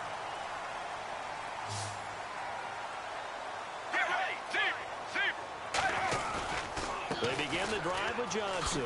Oh, what a move. So he got free of one tackle, but could. And now the Seahawks are going to take a timeout here on defense. The linebacker, Derek Johnson, in on the stop. Checking out that VR or doing anything, gonna try and do the PlayStation VR or check out the PlayStation Pro or... So the defense had a chance to catch their breath, and now they're back out and ready. And after the play on the ground, that brings up 2nd down here. 7 Days to Die They come out here in the eye. Overwatch. On 2nd down, Johnson. And he takes it past the 45 and down at the 46. Give him 4 on the carry, and it'll make this a 3rd and about 2. How long are you going to be live? Well, Charles, there's an old saying, don't let a 4. loss beat you twice. You're exactly right about that, Brandon. I'm just when you look at it and all of your preparation went into winning this week, now you have to absorb a loss and find a way to shake. We'll see. I don't know. I don't know really why. Why do you ask? Really nice starting field position here for the offensive unit.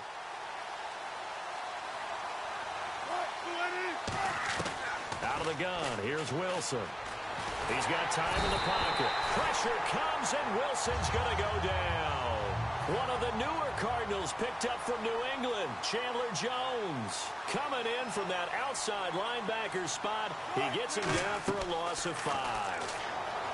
Now Wilson, and he takes a shot on the release as this will be incomplete.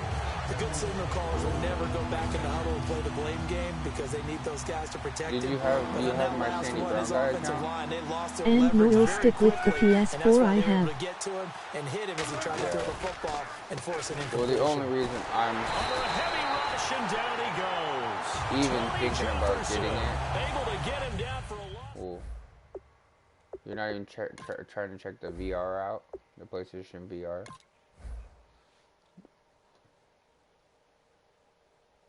Because the only reason if I do get the PS4 Pro is for the VR, because I guess that's start this drive from here. It's just to help the VR be better. So we'll see. From the shotgun, Wilson. And he'll be hit as he releases it, and that'll fall incomplete. When defenses get to the quarterback that quickly, a lot of times it's called a jailbreak.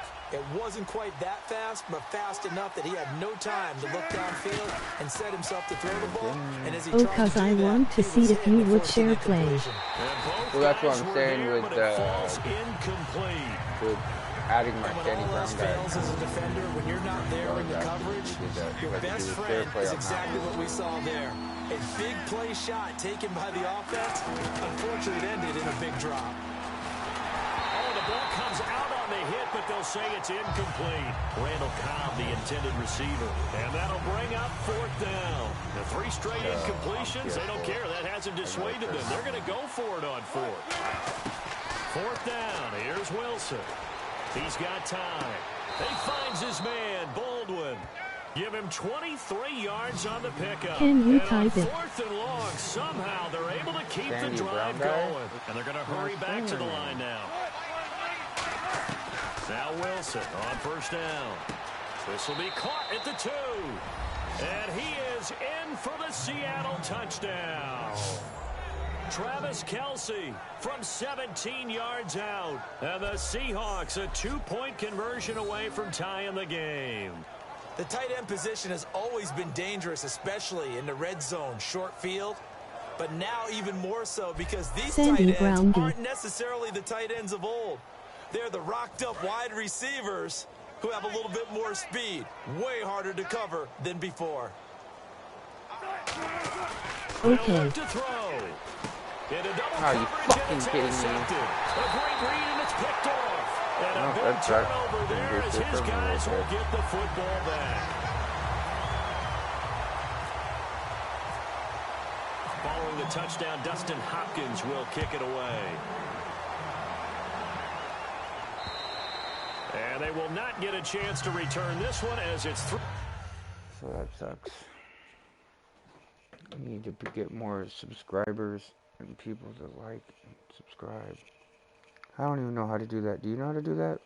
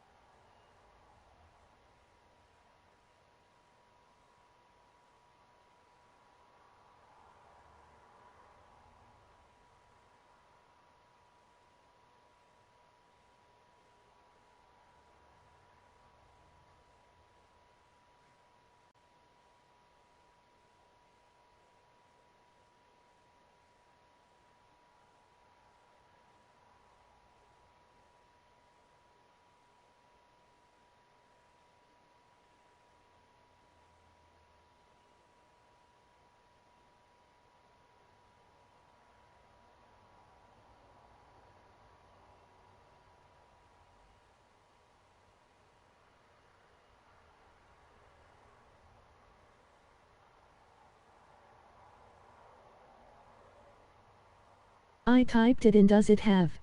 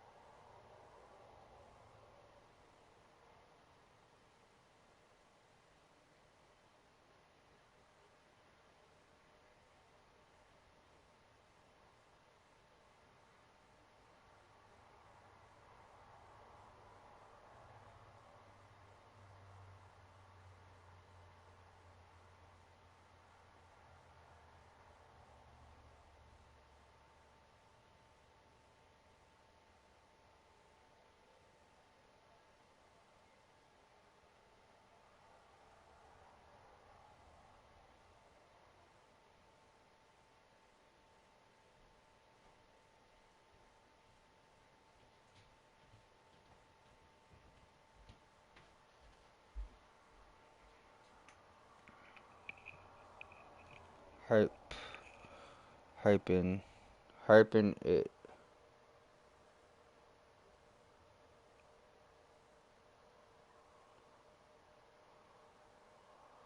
I typed it in.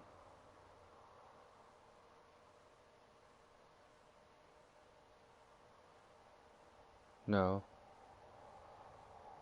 I added you. You're Trump King, right? Should be the one, right? Trump King? Typed it. Why am I fucking... Am I that tired or what? See, it says 5 people are watching. There ain't nobody watching. It's fucking stupid. Yeah. See? 1. 1. 1. Yeah, so I added you. Starting up the game now.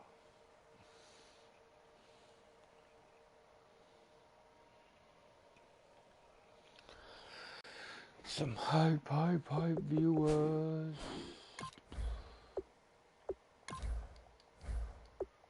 Through the end zone for a touchback. Arizona getting ready to go as they take the field. They've got the lead. Last time had to punt it, though. What's the key to this drive? I think it's leverage. Big guys up front. You know the motivational speech on the sideline is, guys, give us an opportunity. Protect the passer, create space for our runners, and let's... And now the Seahawks are going to take a timeout here on defense. That's going to go as a loss of a yard, and it'll be second down.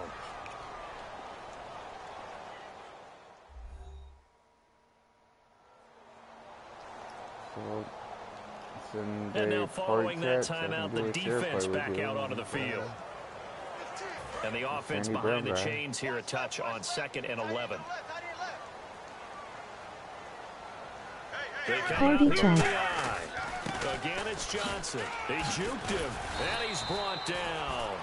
And now the Seahawks are going to call another timeout. Give him 12 yards on that one. It earns him a fresh set of downs. Hold on, man. Be right back.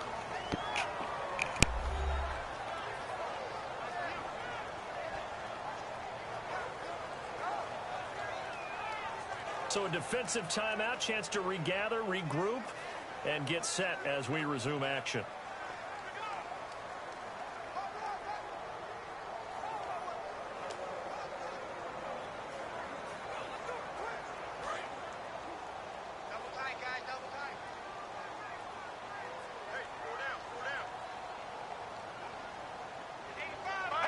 And they will take a knee here. It's a loss of a yard there, and now second down.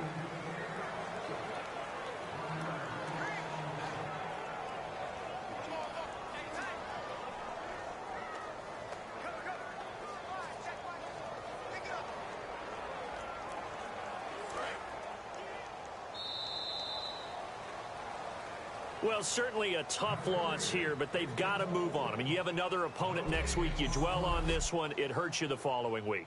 That's where the 24-hour rule comes into play, win or lose for all teams. Either enjoy the win for 24 or reflect on the loss for 24, then put it aside and move forward.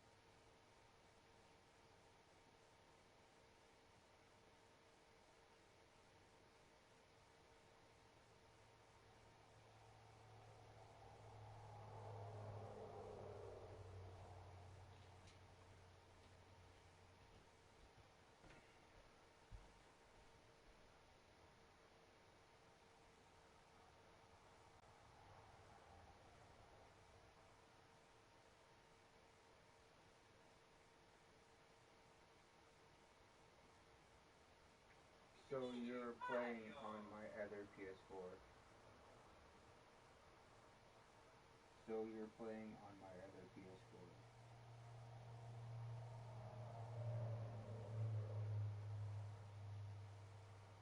So you're playing on my other PS4.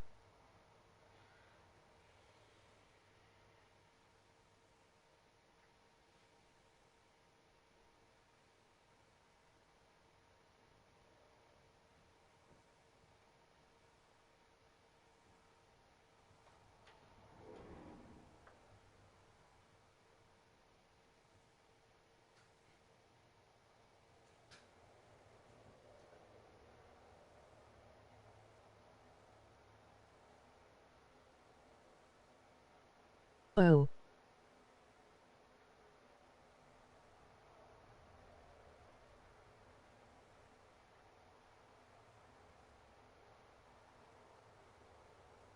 Okay.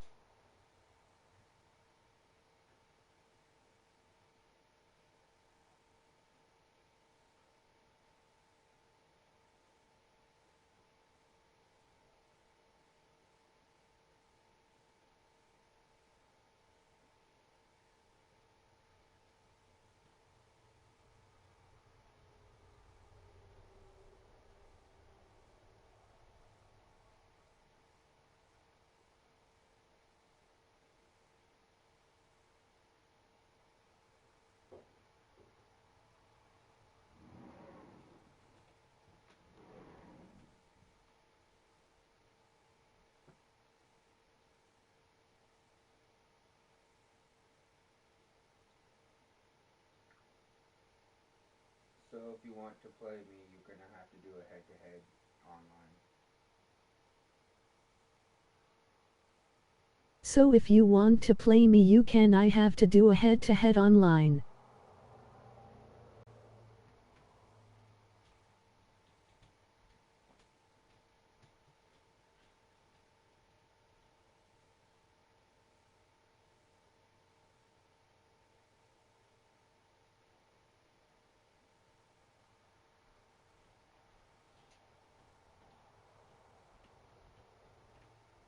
Okay.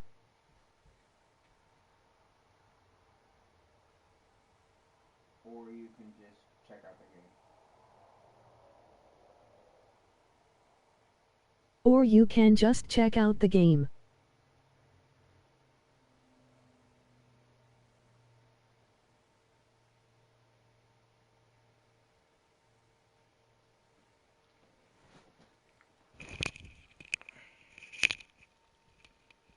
I want to face you. That what's up? I want to face you. Oh, okay. Well, then yeah, head-to-head. I'll back out.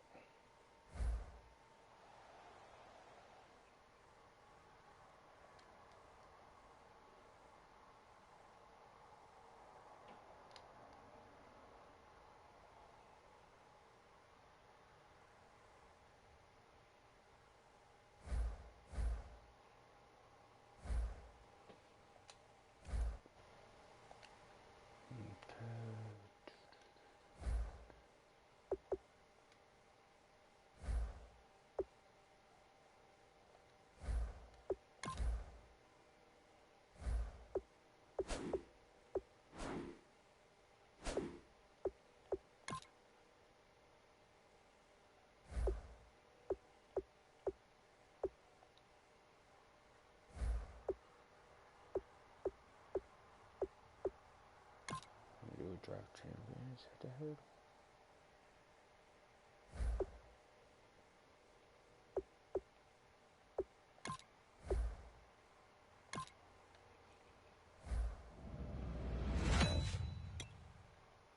Go to draft champions.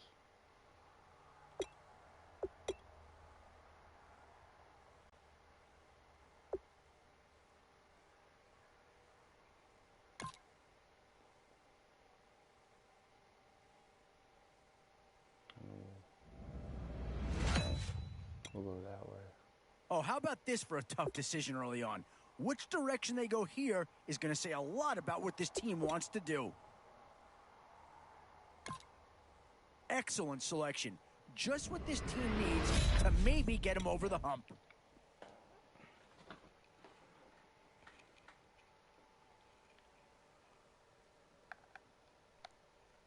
Are you still there?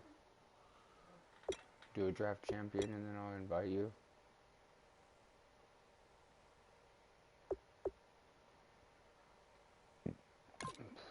And this team does have a lot of needs, but this guy is a legitimate star, and he'll make everyone around him better. I'm not sure that this selection is going to provide a huge punch, but he's at least a guy that does have some upside.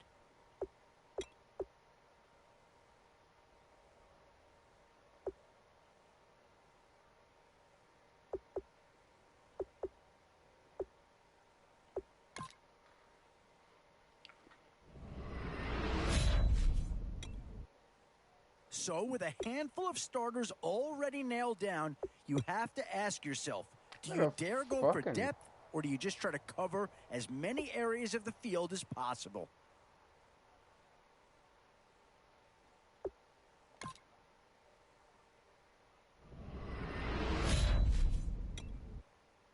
We've seen one Jet player be taken already. Could a second be right behind?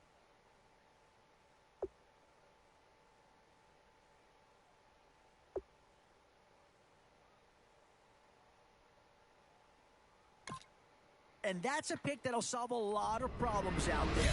He'll fit in nicely.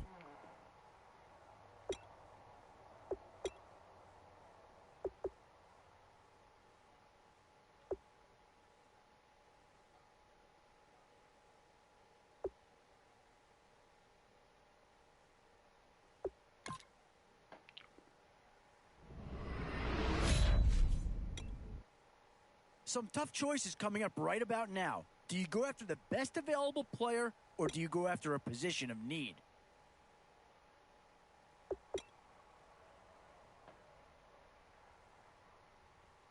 It says you're operating the game. What do you mean? It says you're operating the game.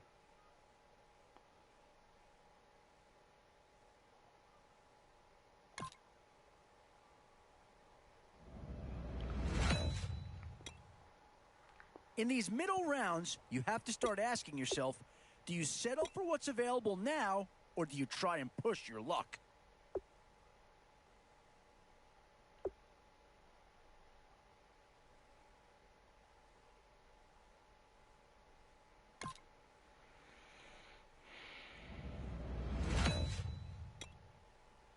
Still a few holes on this roster, and not a lot of time left to do anything about it.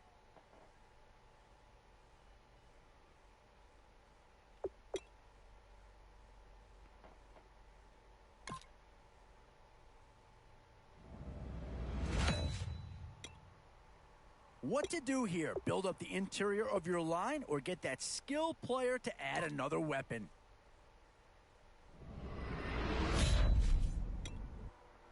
Whoever's making the final decision here might have a coordinator in each year.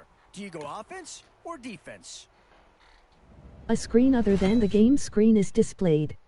It's the age-old question on draft day. And I think that pick comes to the surprise of nobody. You had to figure they leaned that way if a player from that team became available. Did you try to invite me or something? Fuck. None of these fucking players.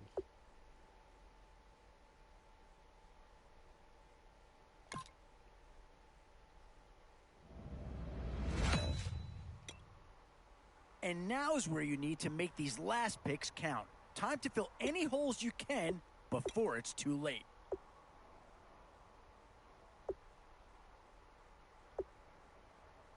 I do not have a really good fucking receiver, and I got two fucking. Okay, let me go check it out. I'll be right back. Sorry. Yeah, but then it's telling me to go to party chat.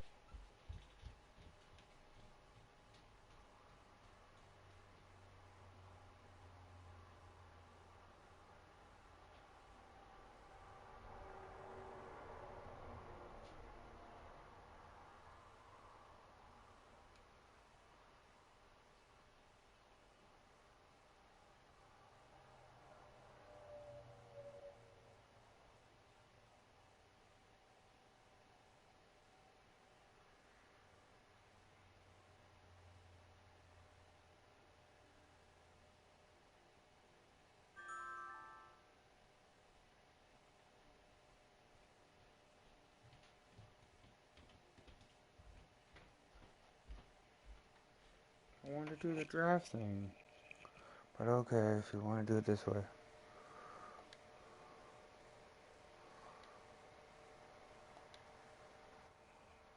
So I'll go over there and join it this way. So I should be joining it. There we go, and that should be you, right? Yep, there. We're all good, right? So right now I am playing somebody that is on the stream, right? Yeah, but then let's go to the party chat. Oh, I'm sorry.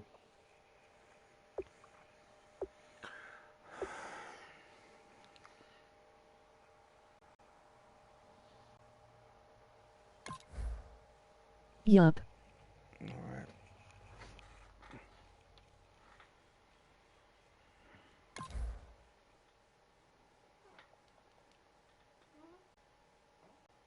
What's the quarter set on?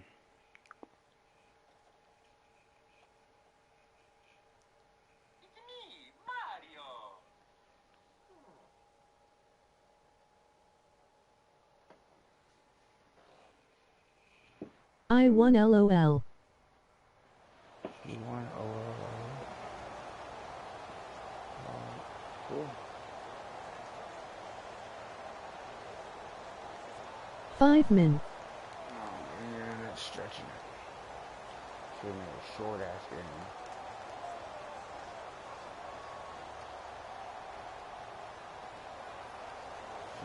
The fucking reset the whatchamacallit.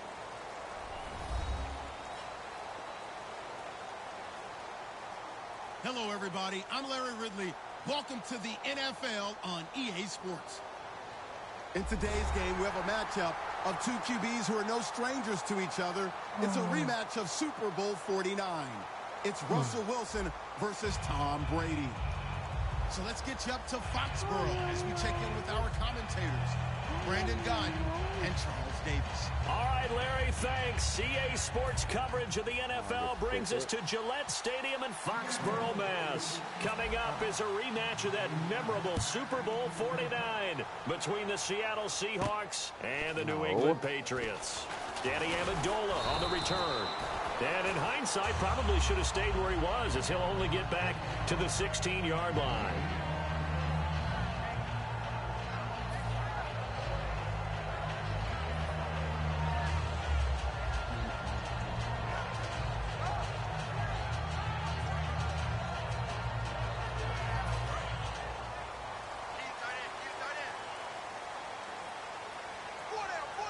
Blunt, the lone running back.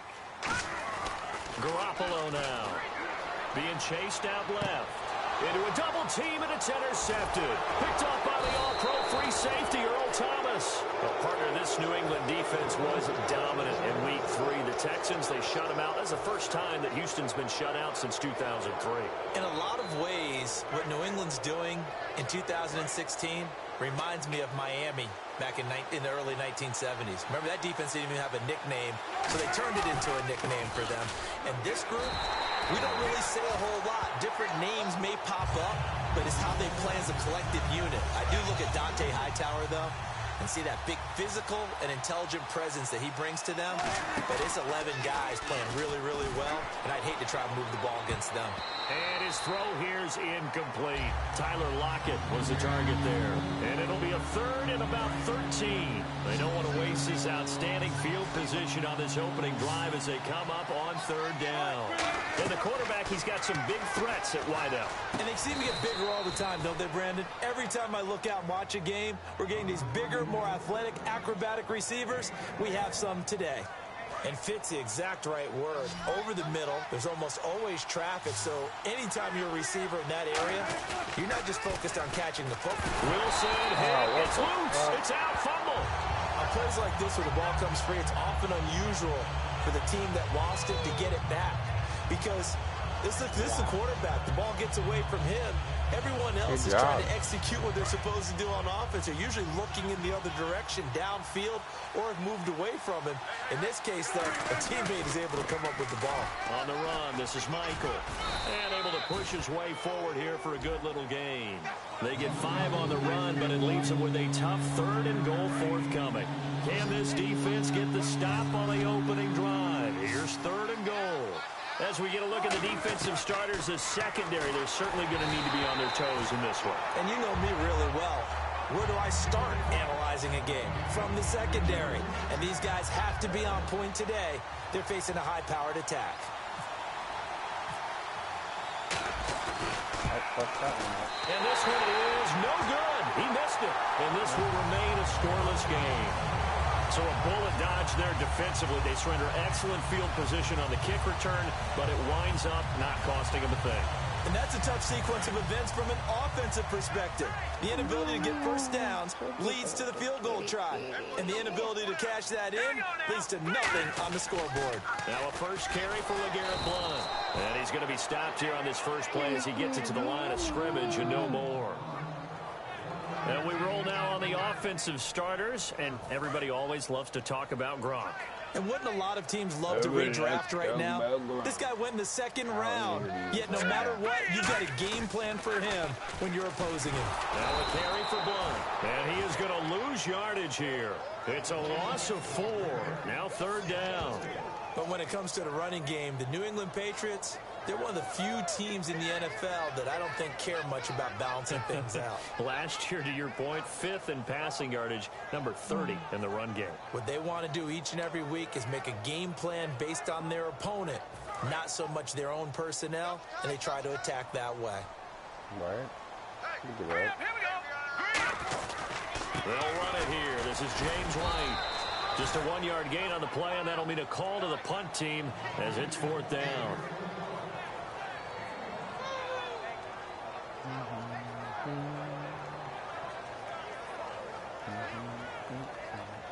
Now look at this, 4th and 12, and they're going to line up to go for it. They'll try and throw for it here. A surprising move to go for it, and predictably, at least somewhat predictably, it doesn't pay off. And now possession will go over inside the 15-yard line.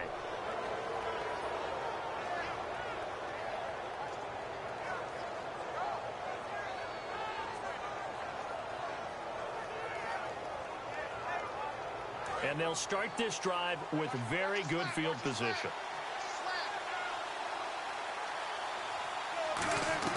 After the interception, here's Wilson. And it pops free. The collision there jarred the ball loose and brings up 2nd down.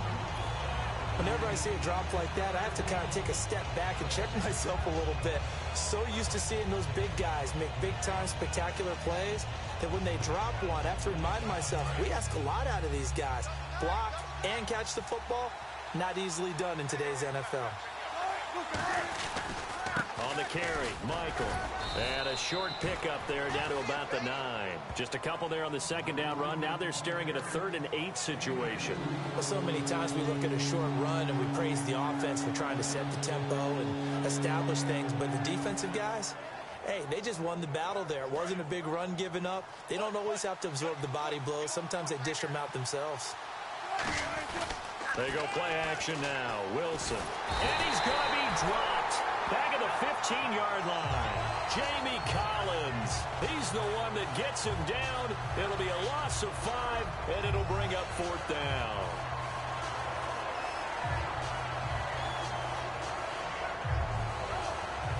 Wilson and the offense not coming off the field. They're going for it on 4th. Alongside my broadcast partner, Charles Davis, Brandon Gaudin hits the Seahawks with a football to begin quarter number 2. They are, however, facing a 4th down situation.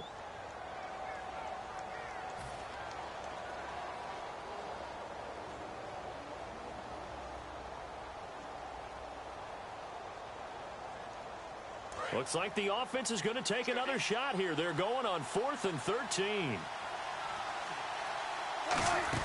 They're going on 4th down. It's Wilson. Looking for Baldwin. Intercepted. Devin McCourty picks it off. And they'll have the football, but deep in their own territory as he's brought down at the 5. So the Patriots coming out now. And last time they were very fortunate, this offense. They went for it on 4, turned it over in their own territory, but the other guys held up. They didn't give up any points. So how about the guy with the number 1 headset on the sidelines, the head coach? That was planned going into it, not necessarily to not get the first down or to have the defense have to hold up. But he trusted his defense. Trusted his defense very much, and I think that's how he's going to play this game. Go for it, be aggressive, because I've got the Wild Bunch backing me up over here on my own sideline. We'll see what his offense can do. It's always tough trying to keep your guy upright when he's trying to throw the football. When you're dealing with those big, bad guys on the defensive front, it's even tougher. And this time, those guys on the opposite side won the battle, getting to the quarterback and knocking him into an incompletion. From deep in their own territory, they look to throw. And that is going to be a safety. So after a scoreless first quarter, we at least finally get some points on the board. But it can't be what either of us expected, can it? No, the safety's not what you expect for the first points of the game, but one of the goose eggs is gone.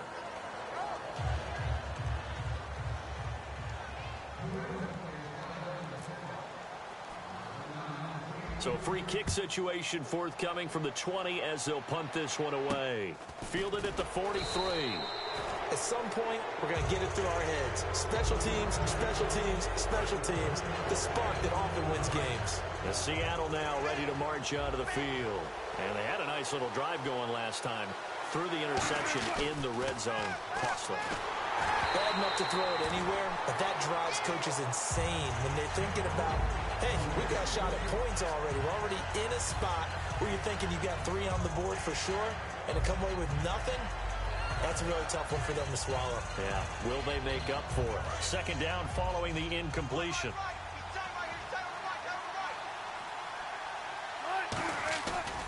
They'll run it here with Michael. And he takes it across midfield to the 45. Pretty good running there, 9 yards. Sets up a 3rd and 1. And once again, leverage wins. The offensive line, lower than the defensive front. They moved them and found some good space for the guy carrying the ball. On 3rd and 1, Wilson. Out to the right here to Wilson. And he's going to get to the 31, enough for the first down. A good gain of 14 there, and it moves the chains.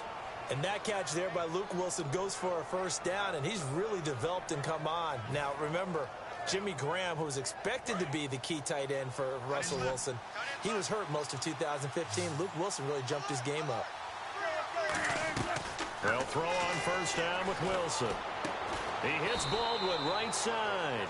Doug Baldwin had a career day against the Niners. 164 yards, 8 catches, and a touchdown. It's becoming normal for him. We go back to when they won the Super Bowl, and you remember the tag that the receivers of Seattle were, mediocre?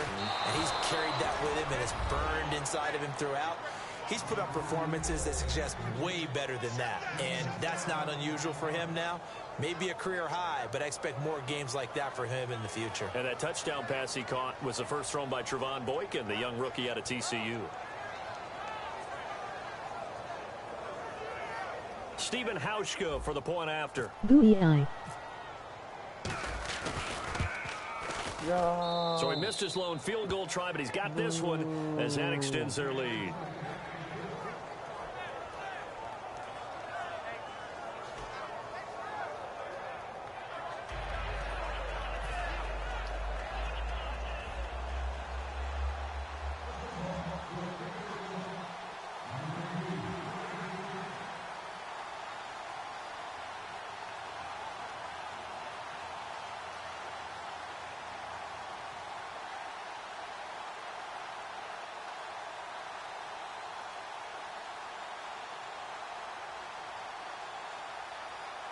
Hauschka now to send this one away following the score.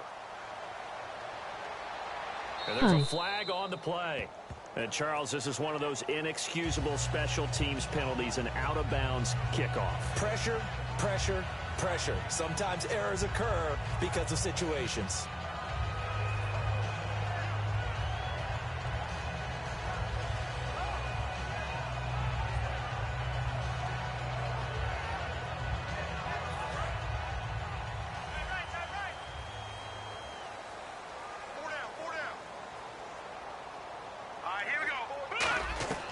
Garoppolo going for the deep ball.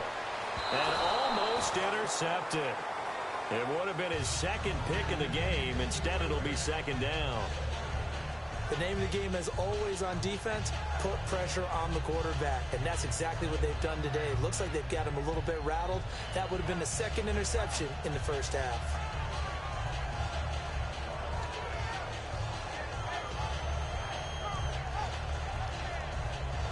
10 yards still left on second down.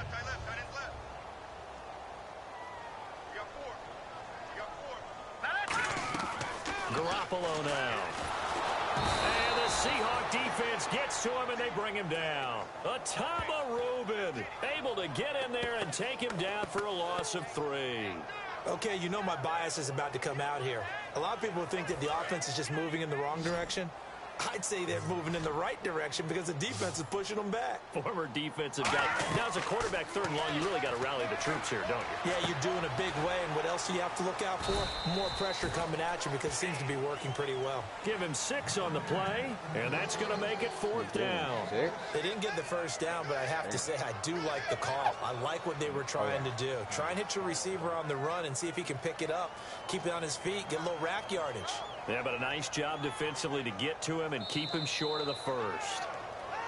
2 minutes to go here in the first half.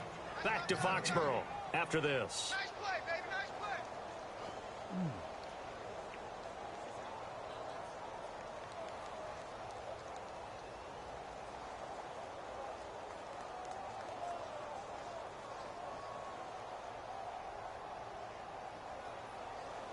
So it looks like the offense isn't going anywhere. They're going to go for it on 4th and 7. They slot Gronkowski outright. All right, here we go. Boom, landed. They're indeed going for it as they look to throw. He's going to look deep for Edelman. So certainly an interesting call there to go for it. And the Seahawks, they'll get the football back in outstanding field position. So, Charles, why in the world do you take that risk there? It doesn't make a whole lot of sense on the surface. I've been around enough of these coaches and enough of these meetings along the way. And sometimes they're so confident in a play call that they don't care about the situation. They think that that play, at that time, they're going to run it and pick up whatever they need. So maybe that's what influenced him there. I'm guessing because I have no other explanation. Yeah, that's tough. On side of the field, that chunk of yardage to pick up. Head scratcher. He couldn't quite hold it. Got hit. Ball pops out. Incomplete. On any passes in the middle of the field, anyone who's going after the football is going to be conscious that it's probably going to be contested and often physical. Sometimes that leads to drops. On the ground, it's Michael. And stopped a few yards shy of the goal line at the 3. A good pickup there of 20 yards. Hey, we all know it's turned into a passing league in the NFL, but that doesn't mean people still don't like to run the football when you run it that successfully. And he's across the chalk into the end zone. Touchdown, Seahawks. Christian Michael taking it in from 2 yards out. And the Seahawks find a way to stretch their lead. And the lead will grow by 1 more.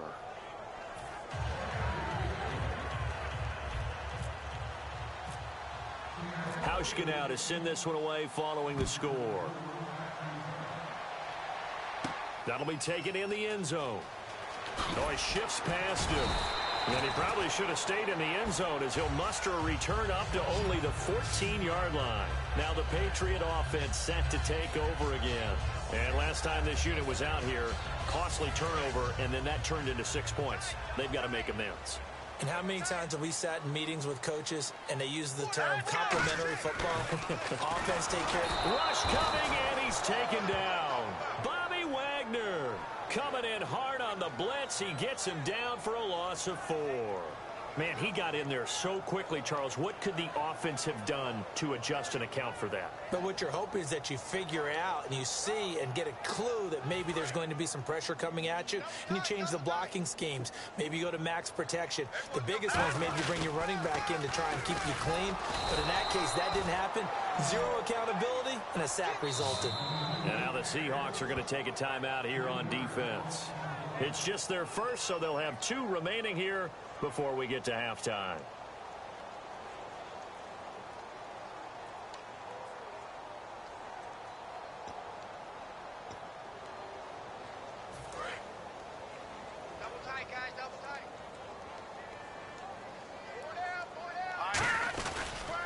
Now White.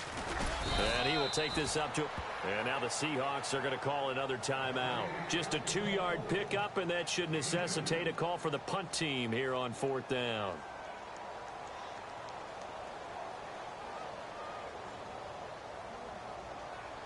So 4th and 15, but the offense is staying out there to go for it.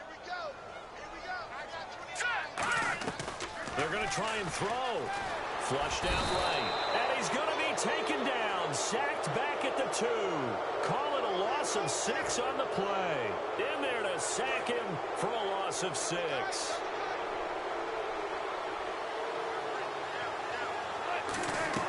From the shotgun, Wilson. And he will score. Touchdown, Seattle. Jimmy Graham, a 2-yard touchdown grab. And the Seahawks add on to their lead. I heard a coach talk about those late-in-the-half scores, especially ones that give your team a pretty decent cushion. He said those could be the ones that can finish off a squad if you let them. Yeah, they've got the cushion. This half has been theirs. Wilson going to throw for it. Feeling the pressure here and taken down. A sack back at the 7.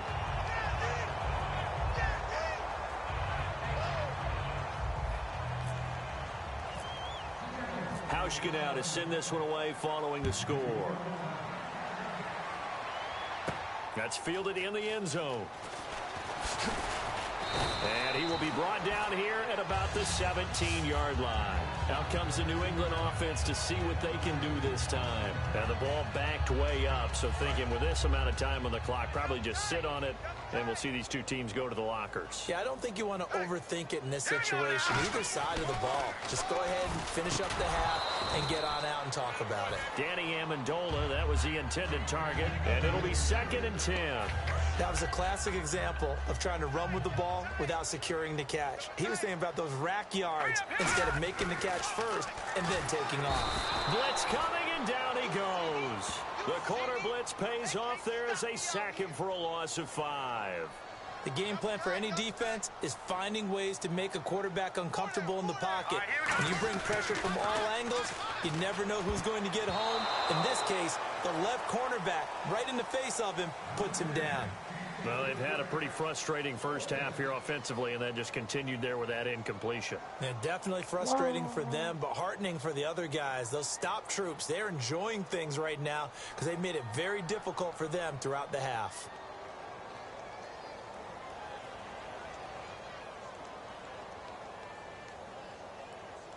They'll break the huddle here and go for it. This is 4th down.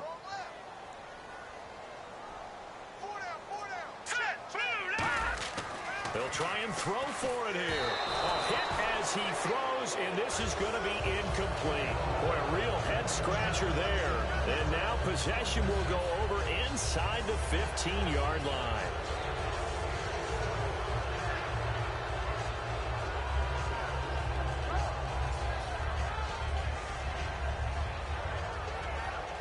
So even though it's first down, here's the field goal unit on now to try to get 3 before halftime.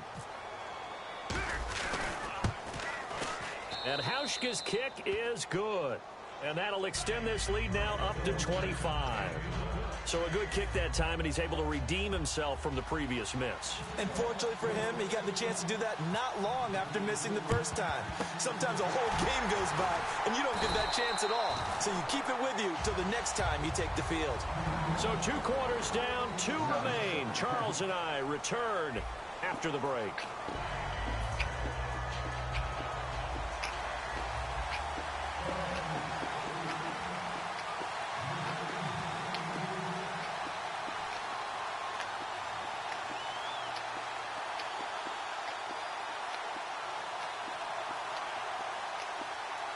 Fall asleep? Hello?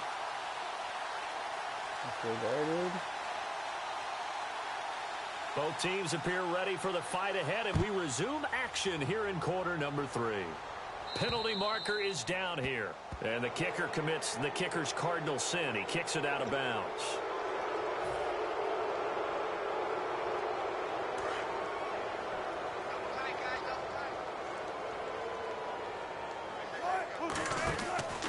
play fake here on first down. And it's caught over the middle. Wilson. And taking it across midfield and inside the 45. There are so many things to watch for when you play defense. And reading your keys, you always hear about that, and having your eyes in the right place. Sometimes your eyes can fool you. How about that play action there? And it sprang the big guy, didn't it? Able to dump it over the top to him. Fresh set of downs here.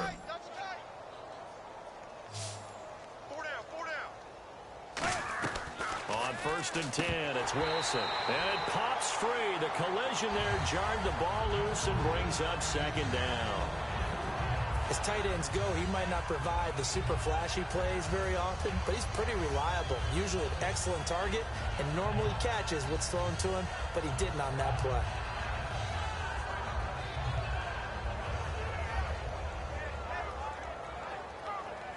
Second down here after the incomplete pass. Oh, yeah. Let's go. Let's go. They go play fake to Michael. Now Wilson. He's got his man on the crossing route.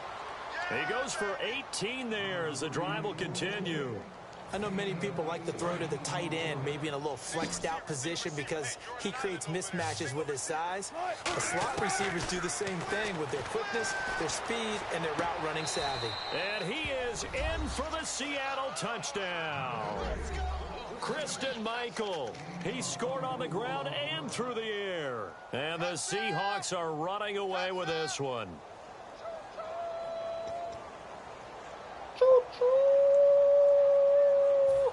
So they're going to go for 2. One set, eyes up, one set. They'll try and throw for it. Escaping the pressure right. And boy, talk about adding insult to injury. He's into the end zone to tack on 2 more.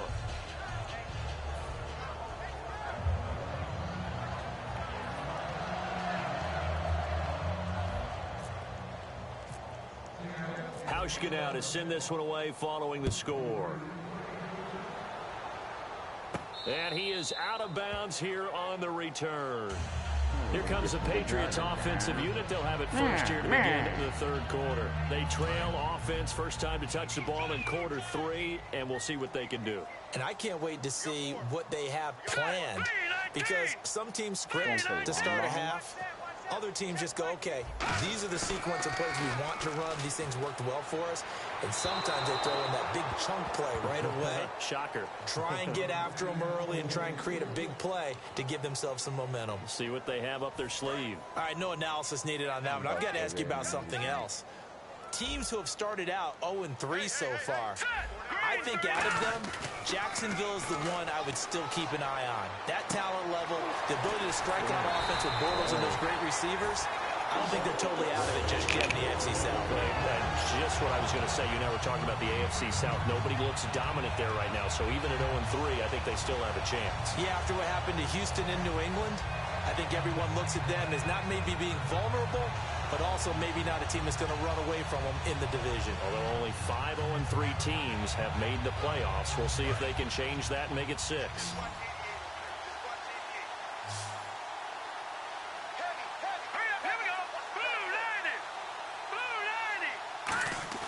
They go play action here on first down.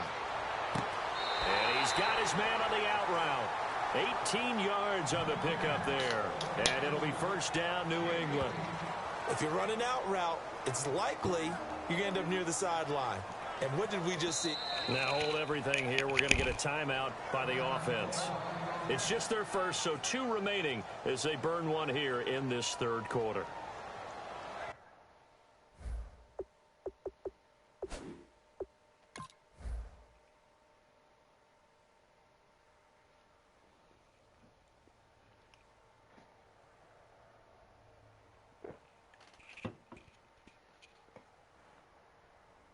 So here, the men in charge are going to be looking at whether or not the receiver had possession of the ball as he went out of bounds. And they have to make sure that the receiver got both feet down in bounds as well. Wow.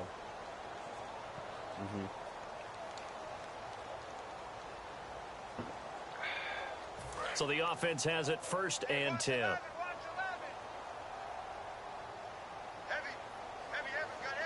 Blunt, the lone running back. Garoppolo now. Toward the left sideline, but it's incomplete. He was looking for Julian Edelman that time. And that'll make it 2nd and 10. I hope I don't sound too rah-rah on that one, but that's the exact right throw. Either your receiver gets it or no one gets it. Give him a lot of credit for being really precise with it. Got rid of it. No one got it. A play-action fake. They'll look to throw. Rolling to his left. Looking left sideline, but it's incomplete. Julian Edelman, the intended receiver. And that's going to make it 3rd down and 10. It appears that the pressure is affecting him today. Normally, he knows exactly when to get rid of the football. But today, because he's been hit a few times, he's getting rid of it a little bit too quickly. Well, here we go now. An extra defensive back in there on 3rd and 10. Off the play fake, he'll look to throw. And he couldn't hang on to it through the contact. Incomplete.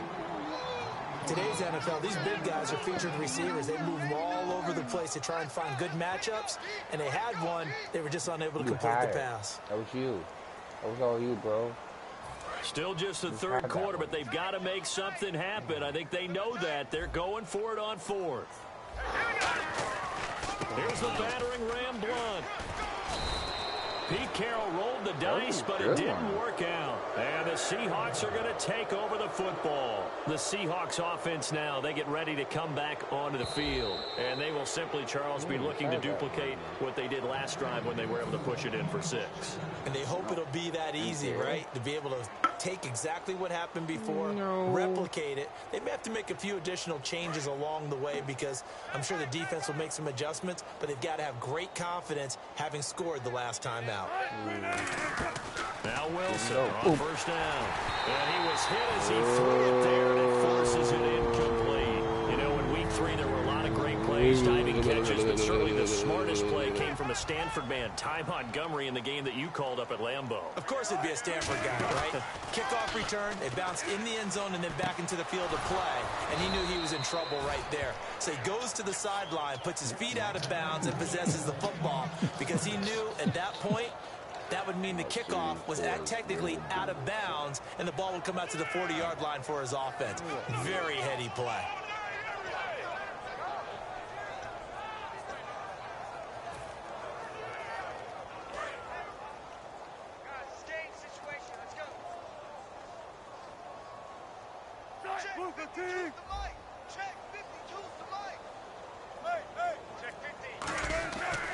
And they'll go with a ground attack here.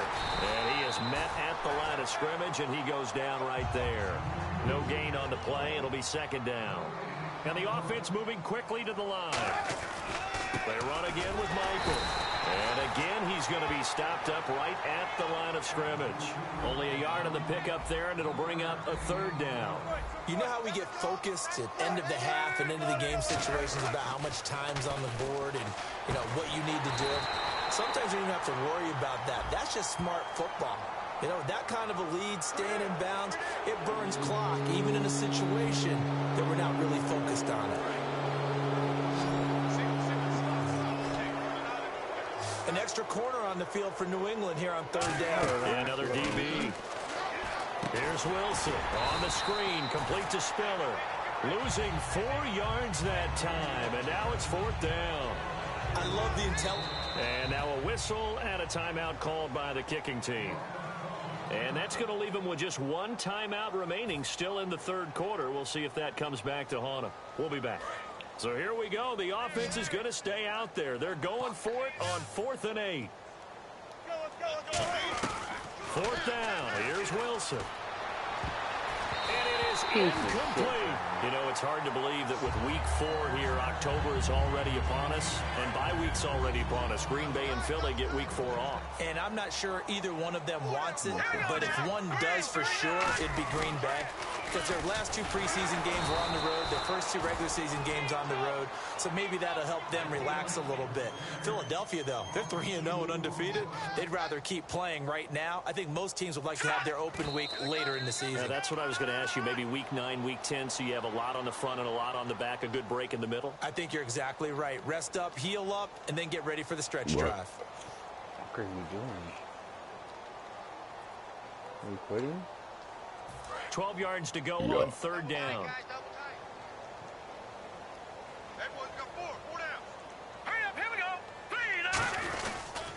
Now a toss play. This is White. And he'll lose yardage on the play back at the 45-yard line. Losing 2 yards that time, and now it's fourth down.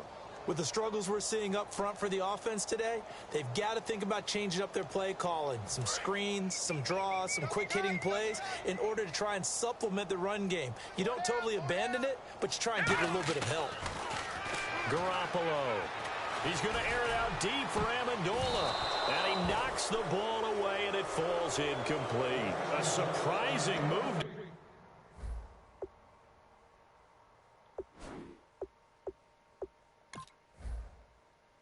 What are you doing? For it predictably, at least somewhat predictably, it doesn't pay off. And the Seahawks, they'll get the football back in outstanding field position.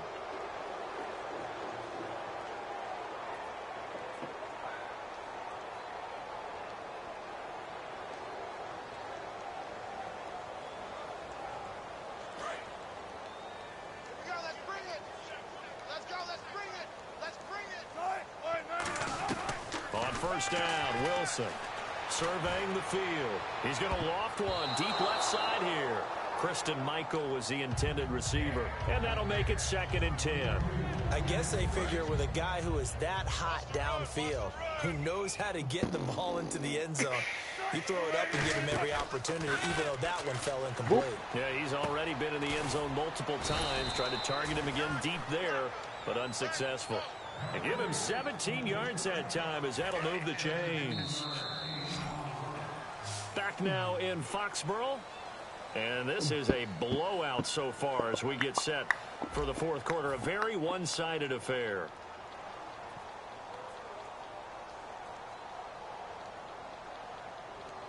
And the offense lining up 1st and 10.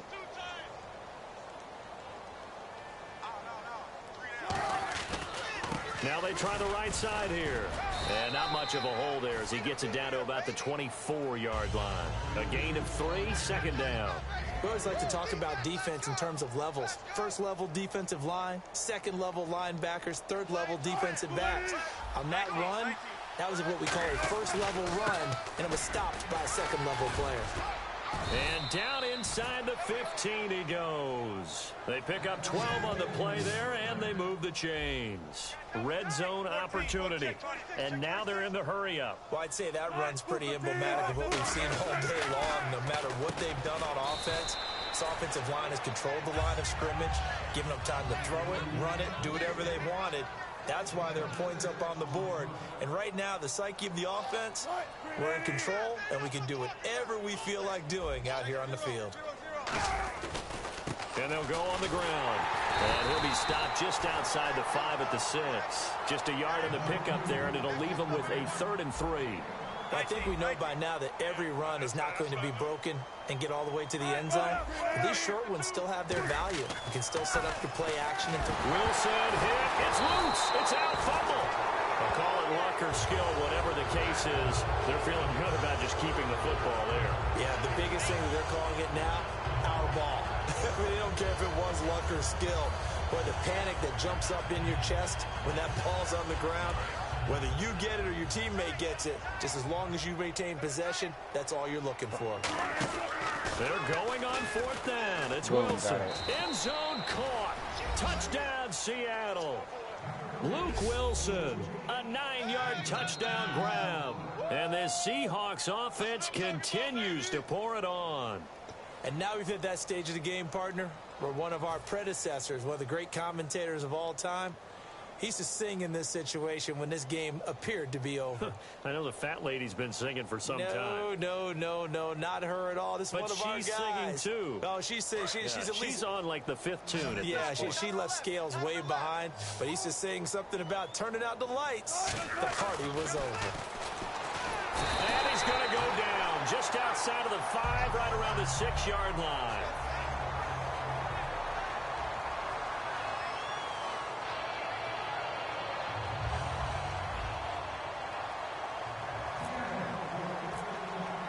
Hauschka now to send this one away following the score. And they're going to start this drive in pretty good shape as they get it up past the 30. And now out come the Patriots. And this offense last time turned it over, went for it on fourth, didn't get it. They're lucky, though, because no points against the team on the board, but we'll see how they respond. Yeah, they've got to get a lot of credit to their defensive teammates, don't they?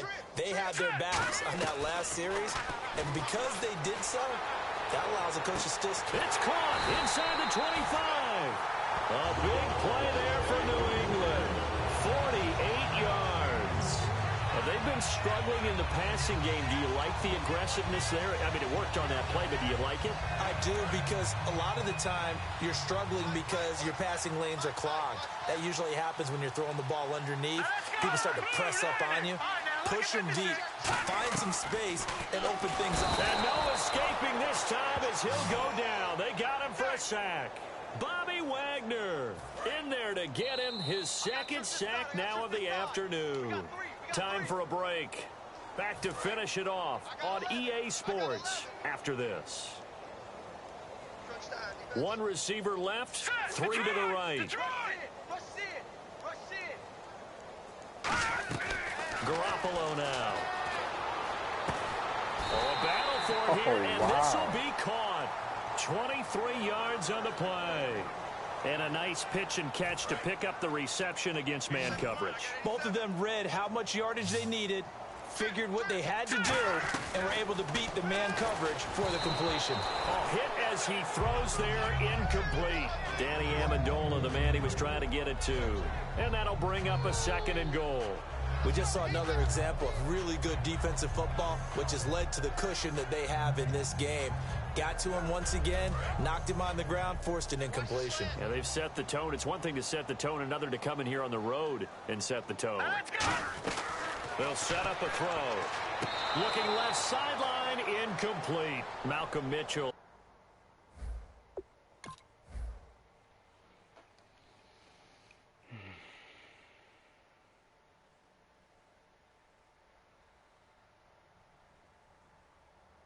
University of Georgia was the intended receiver. And that is going to set up third and goal.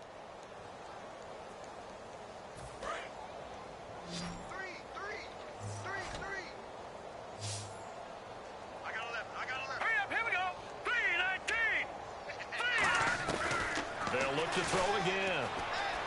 And somewhat of a measure of revenge as he's in for the touchdown. But they still trail big time. That was a nice fucking play. Won't be able to smile about it. And that touchdown puts us in a position to have a discussion, doesn't it? Now it'll be a two-score game after the conversion. Yeah, I mean, there's no doubt with a two-score game they're going to have to onside kick it. We'll just see if they've got a miracle up their sleeve. And you wonder what onside kicks they're going to use and in what sequence if they hope to have a chance to win this game. They'll run it here with Blunt. And he is not going to make it to the end zone. And that's pretty reflective of their game as a whole as they'll remain down by a bundle. Come on. And the Seahawks, looks like they've recovered. They have. Now they're down big here in the fourth. They had to try the onside kick. Can't fault them for the effort at least. No, you can't at all. And if nothing else, now you've put something that you're trying to practice, right, that you've worked on into a game situation, and now you can go back and dissect it. So if you need it again sometime, maybe. And he will get into the end zone. It's another touchdown. Oh, my God, that was so lucky. Ugly. There's no doubt in my mind. Did you hear that? Do you hear the... It's not scales, right? No, I don't hear scales. Do I actually hear a tune being warbled? I think the fat lady's humming. Yeah, she's doing more than humming. She's belting it out right now. She's full bore. Yeah, this thing is flat out finished. And they'll get set here looking for the two-point conversion. Wilson going to throw for it. And this one incomplete. So they went for the two. They don't get it.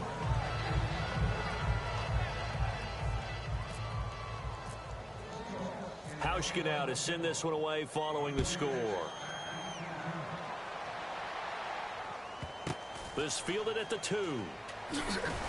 And he's going to be taken down shy of the 10 at the 9-yard line. The Patriot offense now set to come back out onto the field. They've lost this one. Their offense has struggled. Do they try to put together something here at the end just to take into next week? Yeah, sometimes teams want to do that and coaches want to. I remember one time I was on a team and we were losing late in the game like this, and you knew it was lost. It was over, right? And the coach called a running play and pretty much said to everyone, I want to see something executed well before we get out of here. And that was the message to the team. Just something to build on. Just something to build on, get it done, and maybe we can look at that and say, we'll get better as we go forward. He'll try again with the arm here on 2nd down. Flush to his right. And his throw is incomplete. Edelman, the intended receiver that time. And it'll be 3rd and 10 now. Hey, we got tight left. Watch tight end. Watch tight end. And on 3rd down, a nickel formation here defensively. They'll look to throw here. Thrown across his body, and it's intercepted. Picked off by the Pro Bowl safety, Cam Chancellor. And Seattle now ready to march onto the field. They take over with great field position. They've got the big lead. Most would say they should kneel it, but the key word there is should. You never know here. You never know. That's the exact play that should happen. But some people like stats. You know, some people like to put more things up on the board. But kneel down is usually the right play here. We'll see what they do in this situation.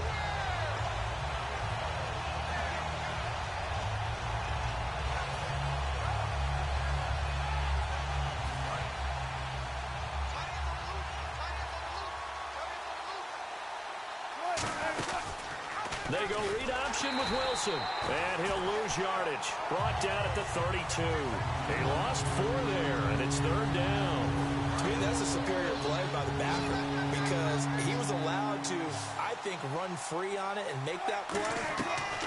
His defensive linemen, they covered things down for him because offensive guys, the linemen, what they're trying to do, as you know, is block the guy at the point of attack and then climb to the next level and get the linebacker. When you're not allowed to climb, you got a free hitter, and that's what we saw there, and a really nice play resulted for them. And this is one of those Charles's broadcasters. We dread a little bit. We had to go deep into the stat sheets and notebooks to find stuff to talk about. I hope you didn't notice, but I was stealing your notes as the game went along. I was like, Brandon was ready to go.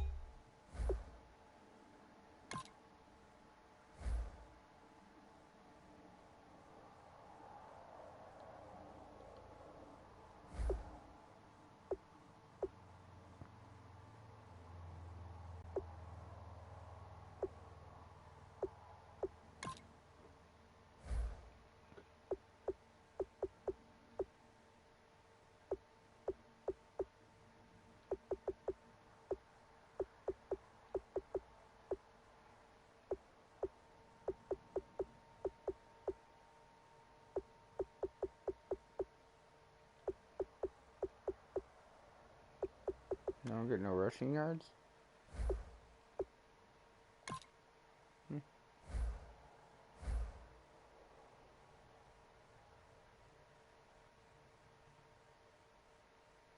Alright. That was fun.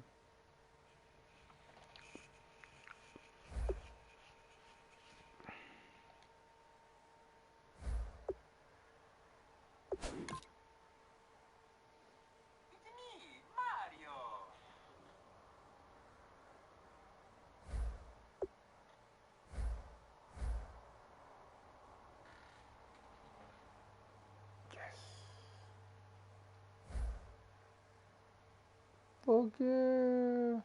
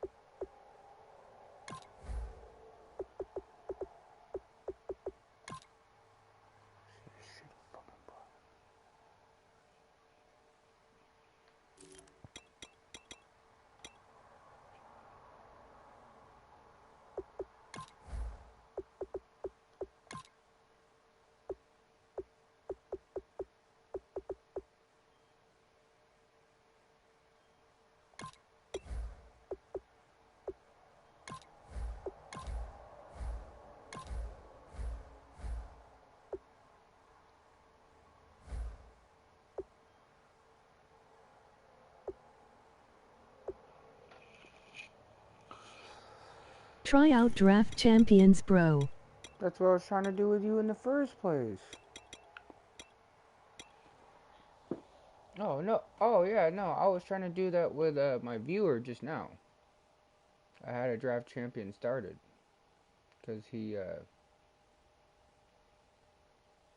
thought you were somebody else. I'm sorry.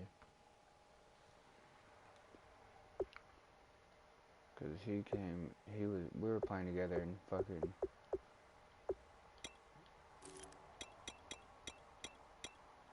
But I had one started to play somebody. And then we just did that head for head. I don't know if you've seen it.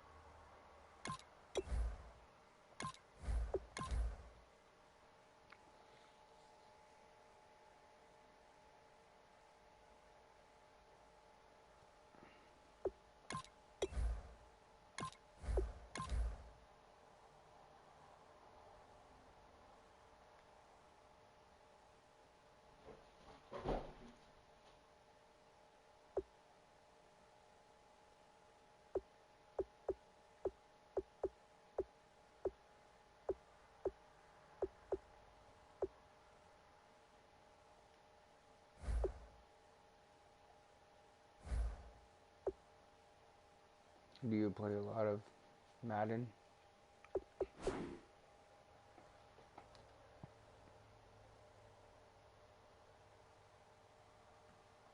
No?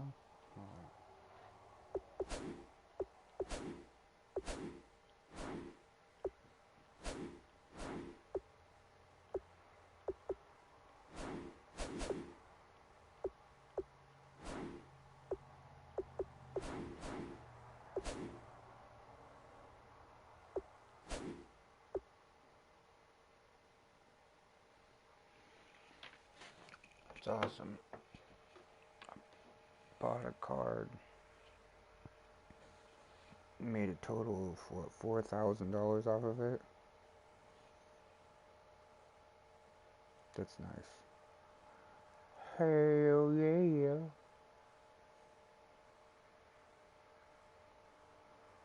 Well, I think I bought somebody. Didn't I buy somebody? Didn't I buy two? Didn't I buy a left end and shit? Tackle. Started. I was at 14,000 or something. Never buy my right end.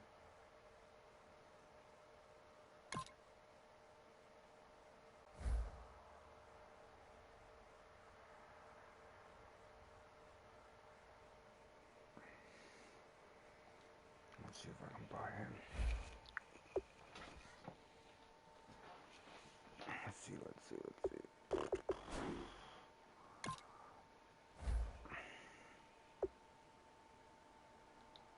No.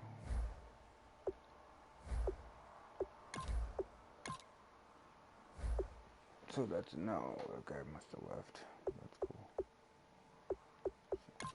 Okay.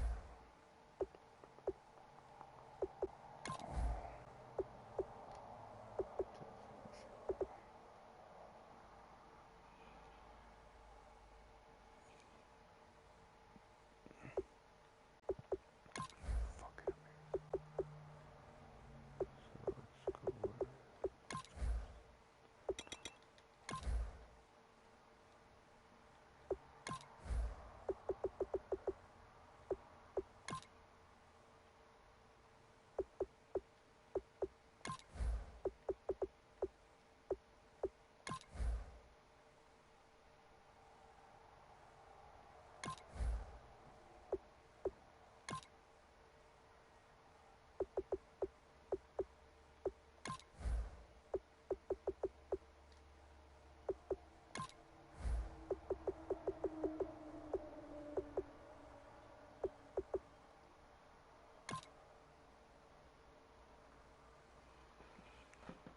45,000. Oh, they even put it up, it looks like.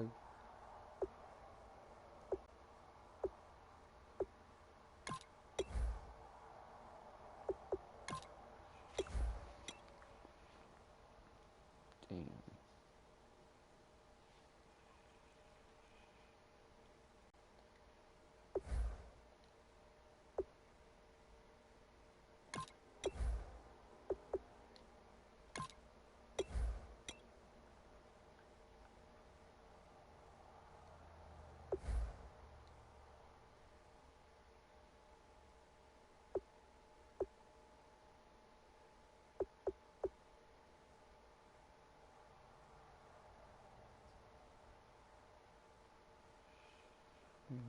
Ship. You don't even have what's his name.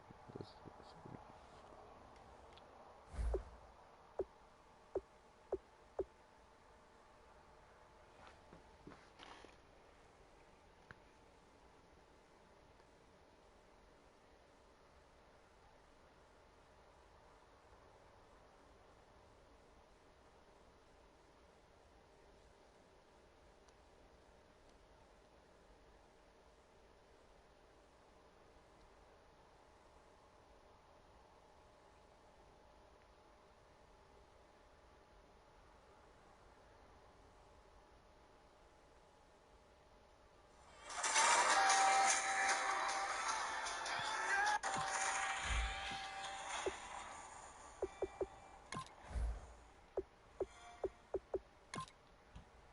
I believe C.J. Spiller will be out there. I am concerned about the injury to C.J. Prosize here, Stefania.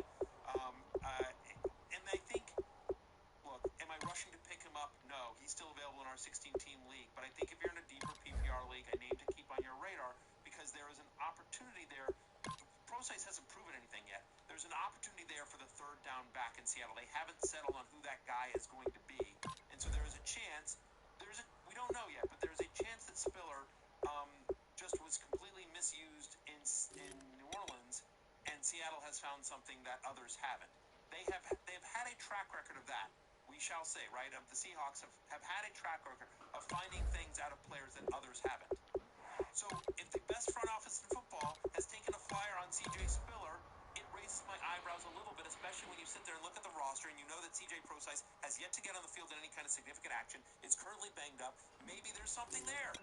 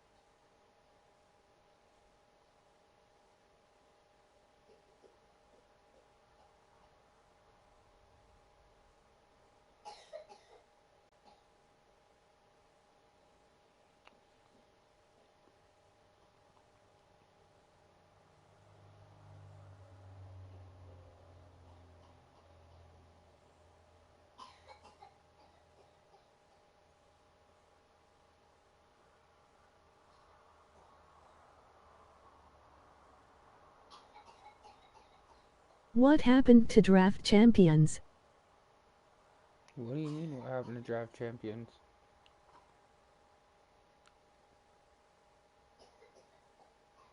What's up, bro? Like I said, do you play? I wasn't playing draft champions. I was playing just the MUT, and I was doing the auction. I didn't even know you were still even there. I was fucking checking out my fantasy league and shit like that right now.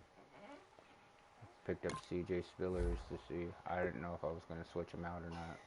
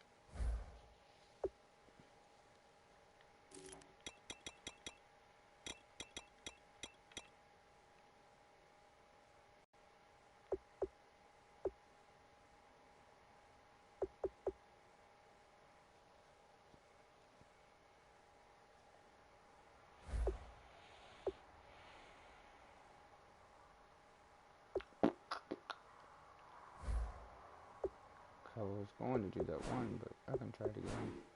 So if I get that same fucking setup I got this last time, draft champions, draft champions, draft champions.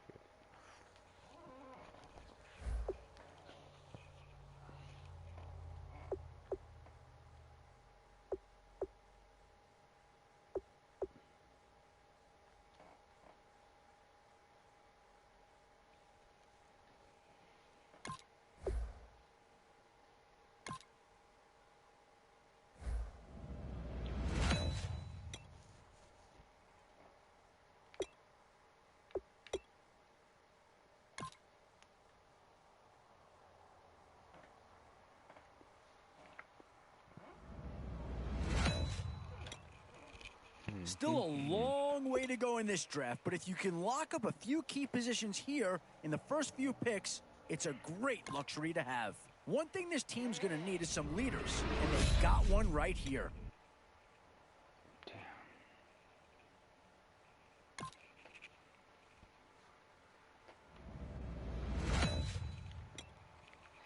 These are tough decisions here, offense or defense. Which side has the more pressing need? 2 words here, difference maker. That's what that pick right there is.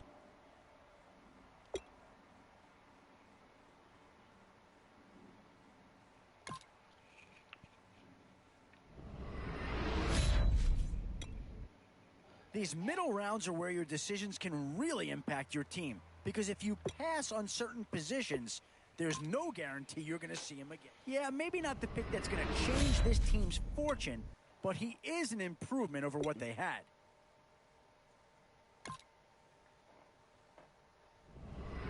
There's so much to choose from, so... Definitely some options with this pick. Do you take a skill player here, or get yourself some help up front? And these guys are going to get themselves a great player here, whether it's A, B, or C.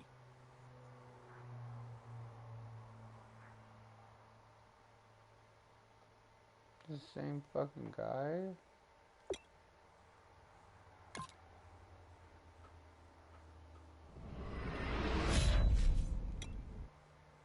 One thing's for sure in this round, you're going to walk away with a great player no matter which way you go. Boy, it's finger crossing time now. With the end in sight and a few more holes to fill, you've got to be hoping that there's still a gem or two that becomes available. Now a chance to see a second Indianapolis Colt come off the board.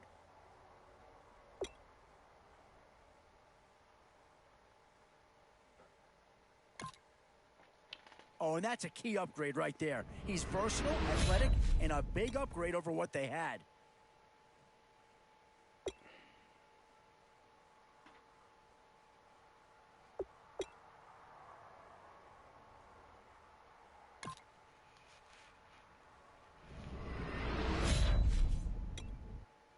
boy, it's finger-crossing time now. With the end in sight and a few more holes to fill, you've got to be hoping that there's still a gem or two that becomes available.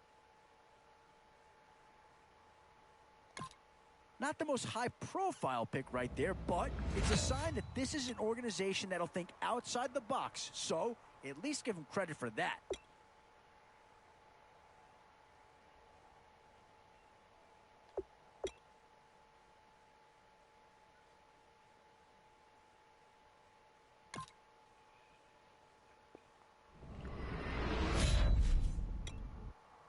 Tough call here. Do you try and get tougher up front or get yourself a player in what we call a skill position?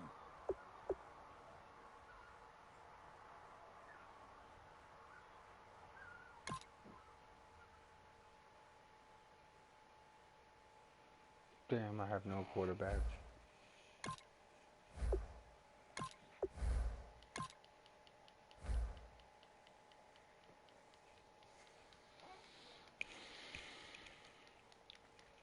Of the weakest team ever.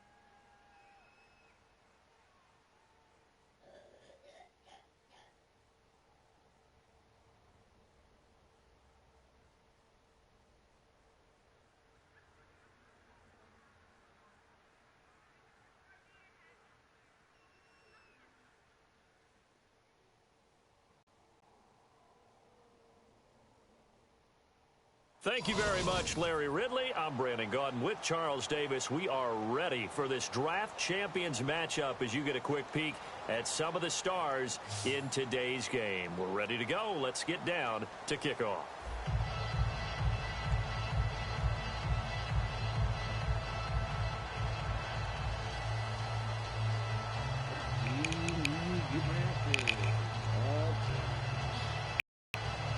Yeah. And thank you guys for the follows. I mean, not follow, but like. Their meeting in Super Bowl 49 was thrilling. What's in store here? The Pats and Seahawks are underway. And it's a short kick, taken over by the 19. And they're going to wind up with pretty good starting field position as they get it up past the 35.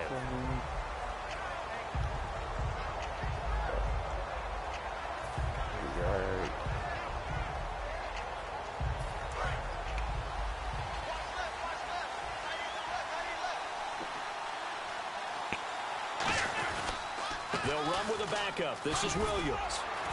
And he'll be taken down, but not before he gets into enemy territory. It's a gain of 17 that time. And it'll give the Patriots a first down.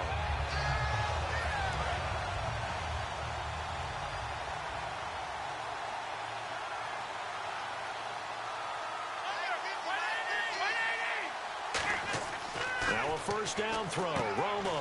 They'll set up the screen. This is Williams. There he goes right side. And all the way in. Touchdown, New England. A great play there. 46 yards. And the Pats have taken the early lead. There are several elements to a well-executed screen pass. This one resulted in a touchdown. It had all of those elements. Hey, you're so right, because you really need the rush to almost get to the quarterback, almost get to the passer.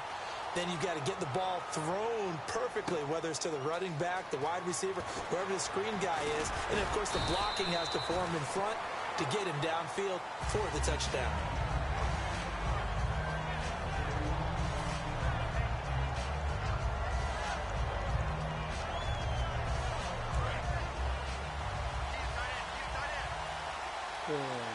One receiver left is Hilton. They go play action here on first down. It's complete here to T.Y. Hilton.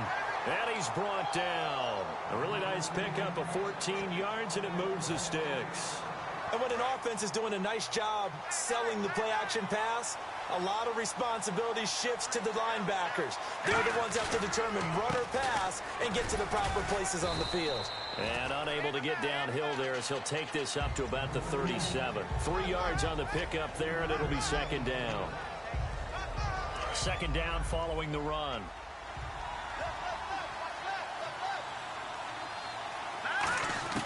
On second down, here's Keenum. He's going to loft one deep left side here. And that one was nearly picked. Not sure he was accounting for the free safety. Now it brings up third down. One of the toughest things about playing defensive back is pattern reading, trying to figure out what they're doing. And on that one, they had to fly, just sending a guy downfield with the in route accompanying it, what people call a dagger route, trying to hit the guy underneath after the clear out. In this case, though, they're not able to get it done. Yeah, they said forget the underneath route. They went for the guy on the fly, but as you said, incomplete.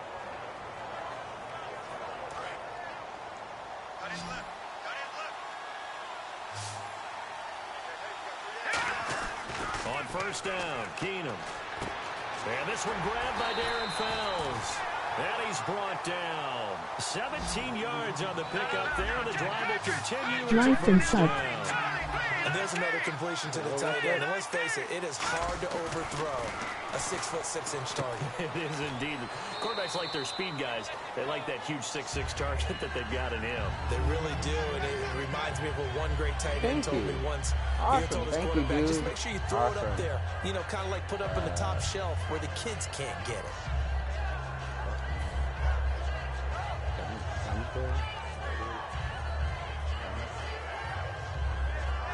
Thank you a lot. Now it's 2nd and 7.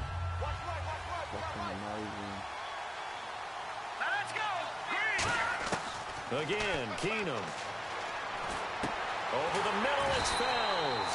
And he's brought down. And the play goes for 19 yards. Gives him a new set of downs.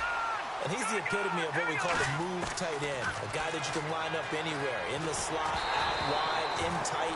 Doesn't really matter because he has such great skills. You want to utilize him in all aspects of your passing offense. And there he was in the slot for the catch. And the 8th play on this drive coming up. I've actually got a couple people that are talking on their screen and shit and talking to me. I actually have like... 2nd and 10. Keenum here again. That's complete right around the 8. And here he'll get it down to the 7. It'll be a gain of 6, and it'll be third down. All right, I'm doing my rudimentary math here. That's his 3rd catch here in the first quarter. I don't know if it's just game plan or he's just finding his way open. Yeah, maybe a little of both. An extra defensive back in the game now here for 3rd and 4. Here's Keenum to throw. And this is going to be incomplete. He was looking for the connection with Devin Funchess. And that's going to bring up a 4th down. Now, they've got to be a little frustrated here to not complete that on 3rd down after having such a long drive going. Hey, you're talking about going over 70 yards on the drive. Yeah, did you say a little frustrated? Very frustrated. Yeah, I'm with you on that. I'm very frustrated. There's no doubt about it. They thought they were going to have a chance to cash in the end zone. Now it looks like it's likely a field goal attempt. The Seahawks go for it but can't convert. And the Patriots defense is going to take over on down. And the Patriots gearing up to go now. And they'll just simply be looking to build off the confidence of the last time out where they scored a touchdown. And confidence is powerful, isn't it? When you've scored once, you feel like you can go back out there and get it done again. Doesn't matter what the defense throws at them. They feel like they're in a groove right now, and they want to get out there and show it. Yeah, hoping to stay in that groove here this go-around. When you see zone defense and you know you've got a drag route on as your primary call, you got to be really careful as a passer about how far you let your guy go because he might wander into some tough coverage. Gun. Get ready. On 2nd down, Williams. And they'll bring him down here right around the 17-yard line. 3 yards there, good enough to keep the drive moving.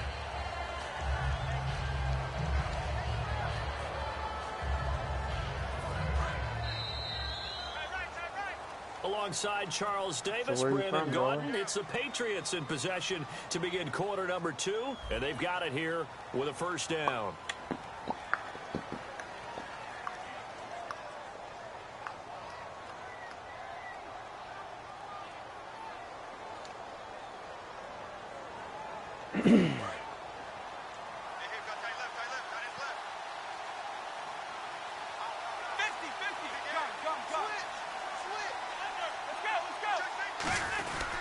They stick to the ground game on first down. It's Williams.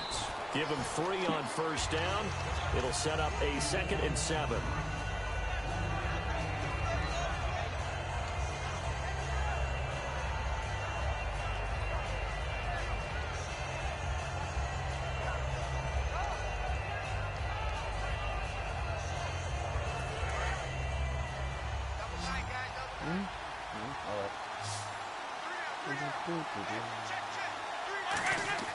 Here's Romo now on 2nd down.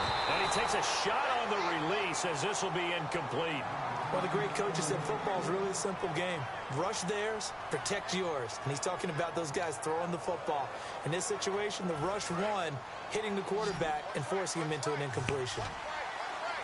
So 3rd and 7 and an extra defensive back on the field here.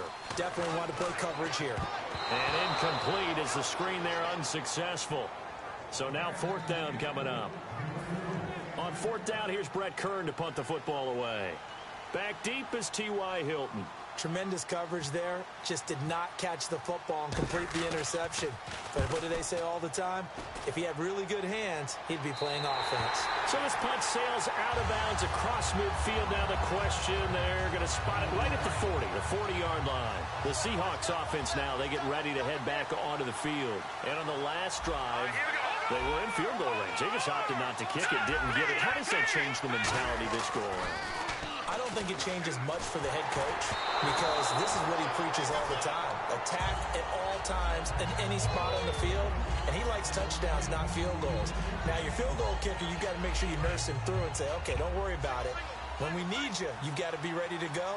And the team, of course, loves to see points on the board. So let's see if it changes a little bit if they're in the same spot again. Yeah, we'll see what the decision is here if they get to that spot. And he's brought down. 12 yards there as they move the chains.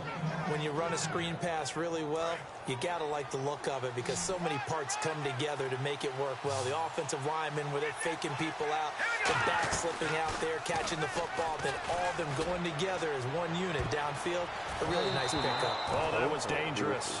Oh, well, Threw it into coverage, almost picked, but instead they'll keep it on 2nd down. Pretty nice coverage there, but a missed opportunity for an interception. Let's face it, a lot of these defenders, they've got it all. Speed, athleticism, hands, a little bit questionable. On 2nd and 10, Keenum. Screen play, Johnson. And this time he's able to take it down to the 42. 7 yards on the play, and that'll bring up a 3rd down. They completed the screen, but one of the things you worry about is can the quarterback get rid of the ball before he's actually tackled. So your offensive linemen have to hold up the rushers a little bit because you want to make sure you keep your guy's jersey clean throughout the game. He's going to loft one deep left side here. And he will score. Touchdown, Seattle.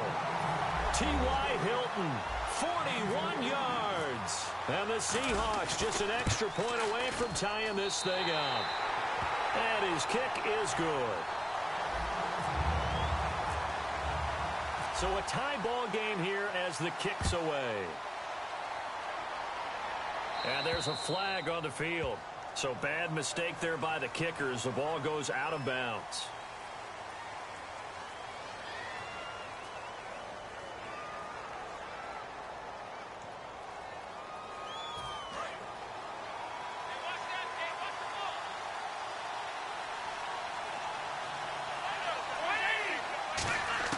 On 1st and 10, Romo. Now Conley's got it over the middle. 15 yards through the air and a first down. And there, the man coverage not good enough, partner, and they're able to complete the pass. Excellent recognition of the man coverage, and they found the guy who could win downfield. Now a first down carry. It's Williams.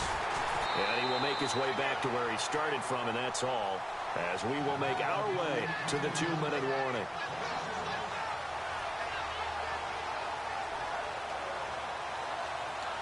A little bit of ground to make up for the offense as they face a 2nd and 11. Let's go. On 2nd down, here's Romo. Caught left side, Hopkins.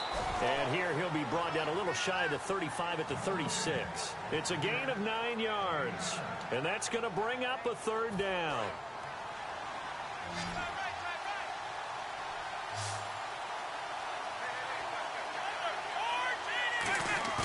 Third and 2, it's Romo. He's going to get this one out to his fullback. And he gets it to the 32, good enough for a 1st down. It's a gain of 4 there, and it gives him a new set of downs. Would it be safe to say that as precise as routes are supposed to be run in the NFL, maybe they're not quite as precise in college ball? That's accurate, yeah.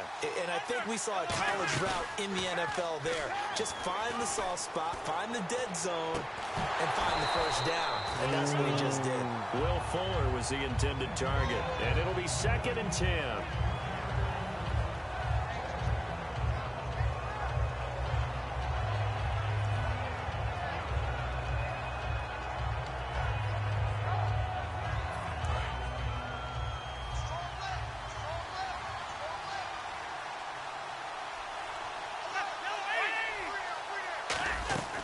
Back to the air they go. Romo on 2nd down. And he comes back with one complete. That one goes for 13 yards, and it moves the sticks. And now the passing game here in the 2nd quarter starting to heat up a little bit. Don't you feel the rhythm starting to happen, right? You see it. Now the confidence is starting to rise.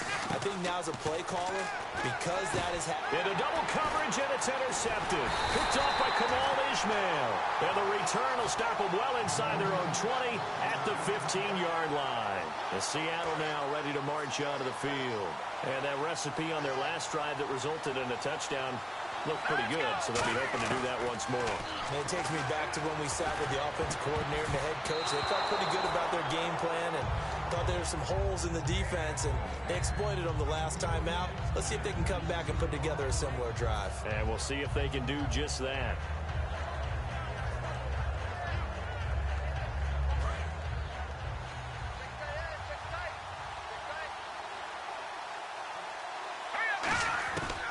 To the air on 2nd down. It's Keenum finding time. He's going to loft one deep into a double team, and it's intercepted. Picked off by Kareem Jackson. And they have possession, and they have it at the 38-yard line. The Patriots offense now, they work their way back onto the field. Looked like they had something going last drive. Then the interception happened. Will they recover? The memory they need to keep with them is that they did have something going. They were moving the ball on offense, had a nice sequence going. Don't worry about the other part. You can't get that back. Let's go back to what you were doing well before. I thought you were going to say they need to have no memory, but remember the good part, forget the bad. I like that even better. And there was a good opportunity that just went awry there, a drop pass. I guess that's why they call them running backs and not catching backs.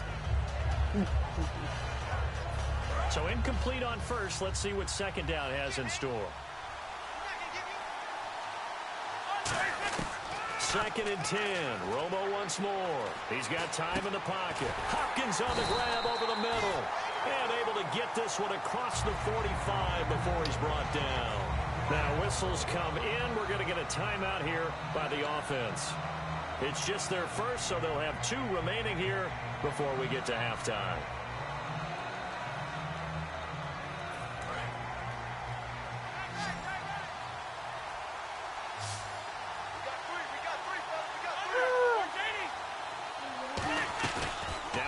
Fake here on 1st down. He's got time. He's going to go deep for Conley. In a double coverage, and it's intercepted. A great read, and it's picked off. And a big turnover there as his guys will get the football back. Here come the Seahawks now, set to take over on offense. And following the interception, we'll see what they can put together on this drive. I can hear my old college coach right now. He always used to tell us before every game, the team making the fewest mistakes will win. What they're hoping is that that last mistake is the only one of the game. Coaches, that's all they talk about, turnovers, right? Minimizing those and maximizing opportunities. So they're still at the original line of scrimmage here. 2nd down and 10. Here we go now. They'll throw again from their own end zone. Oh, you didn't catch it, you stupid little fucking nice hit, jars the ball free and brings up 3rd down. Incomplete pass on 2nd down. Let's see what the offense draws up here on 3rd. Now a handoff. Johnson. And he'll get this only.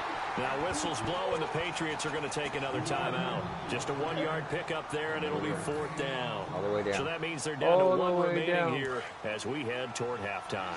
And a tough ask here. They're going to go for it on 4th down and 9. They will go for it. It's Keenum.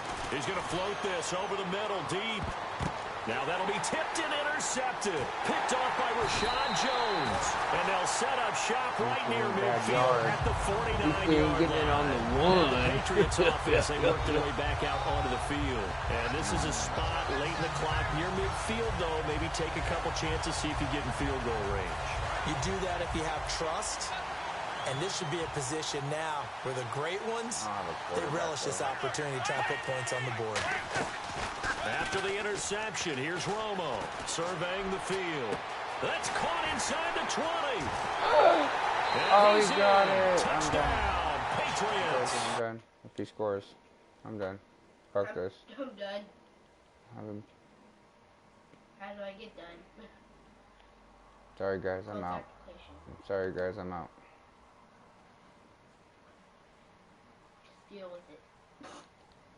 They just don't want anything crazy to happen on the ensuing kickoff. Yeah, they want to just add the extra point, get the kickoff taken care of, and get to the locker room with the lead that they fought so hard to get.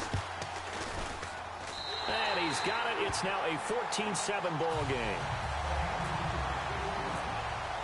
Boswell now to kick it away after the touchdown. Come on. This is fielded at the goal line. And he'll take this up past the 20 and down at the 22-yard line. The Seattle now ready to march onto the field. And from this spot in the field with the clock where it's at, you think we're just going to see a knee and that's it? And I think in this situation, that's the proper play. But we do know there's some risk takers out there that may want to take one more shot before the clock runs out. Finding time. And he's going to go down. He's going to go down. Pressure, maybe that was for the best, as that brings us to the end of this first half of play. That's a big down.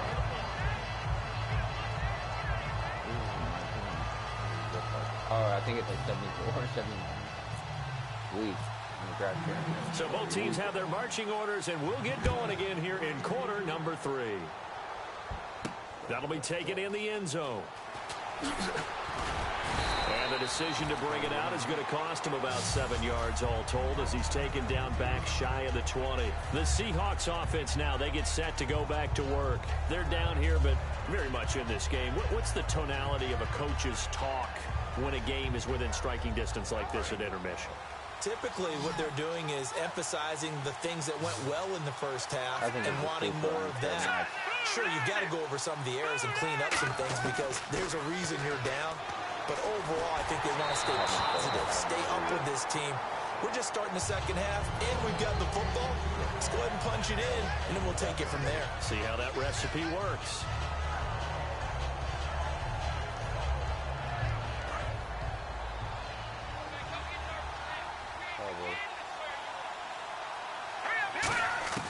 On 2nd and 10, Keenum.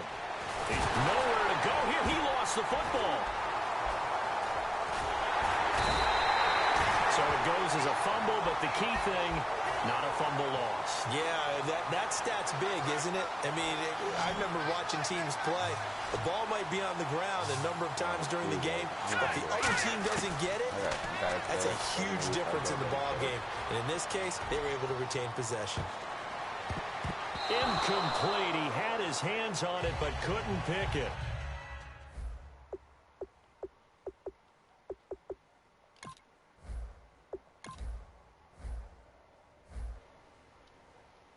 And then I'm exiting out. We're doing this maybe later.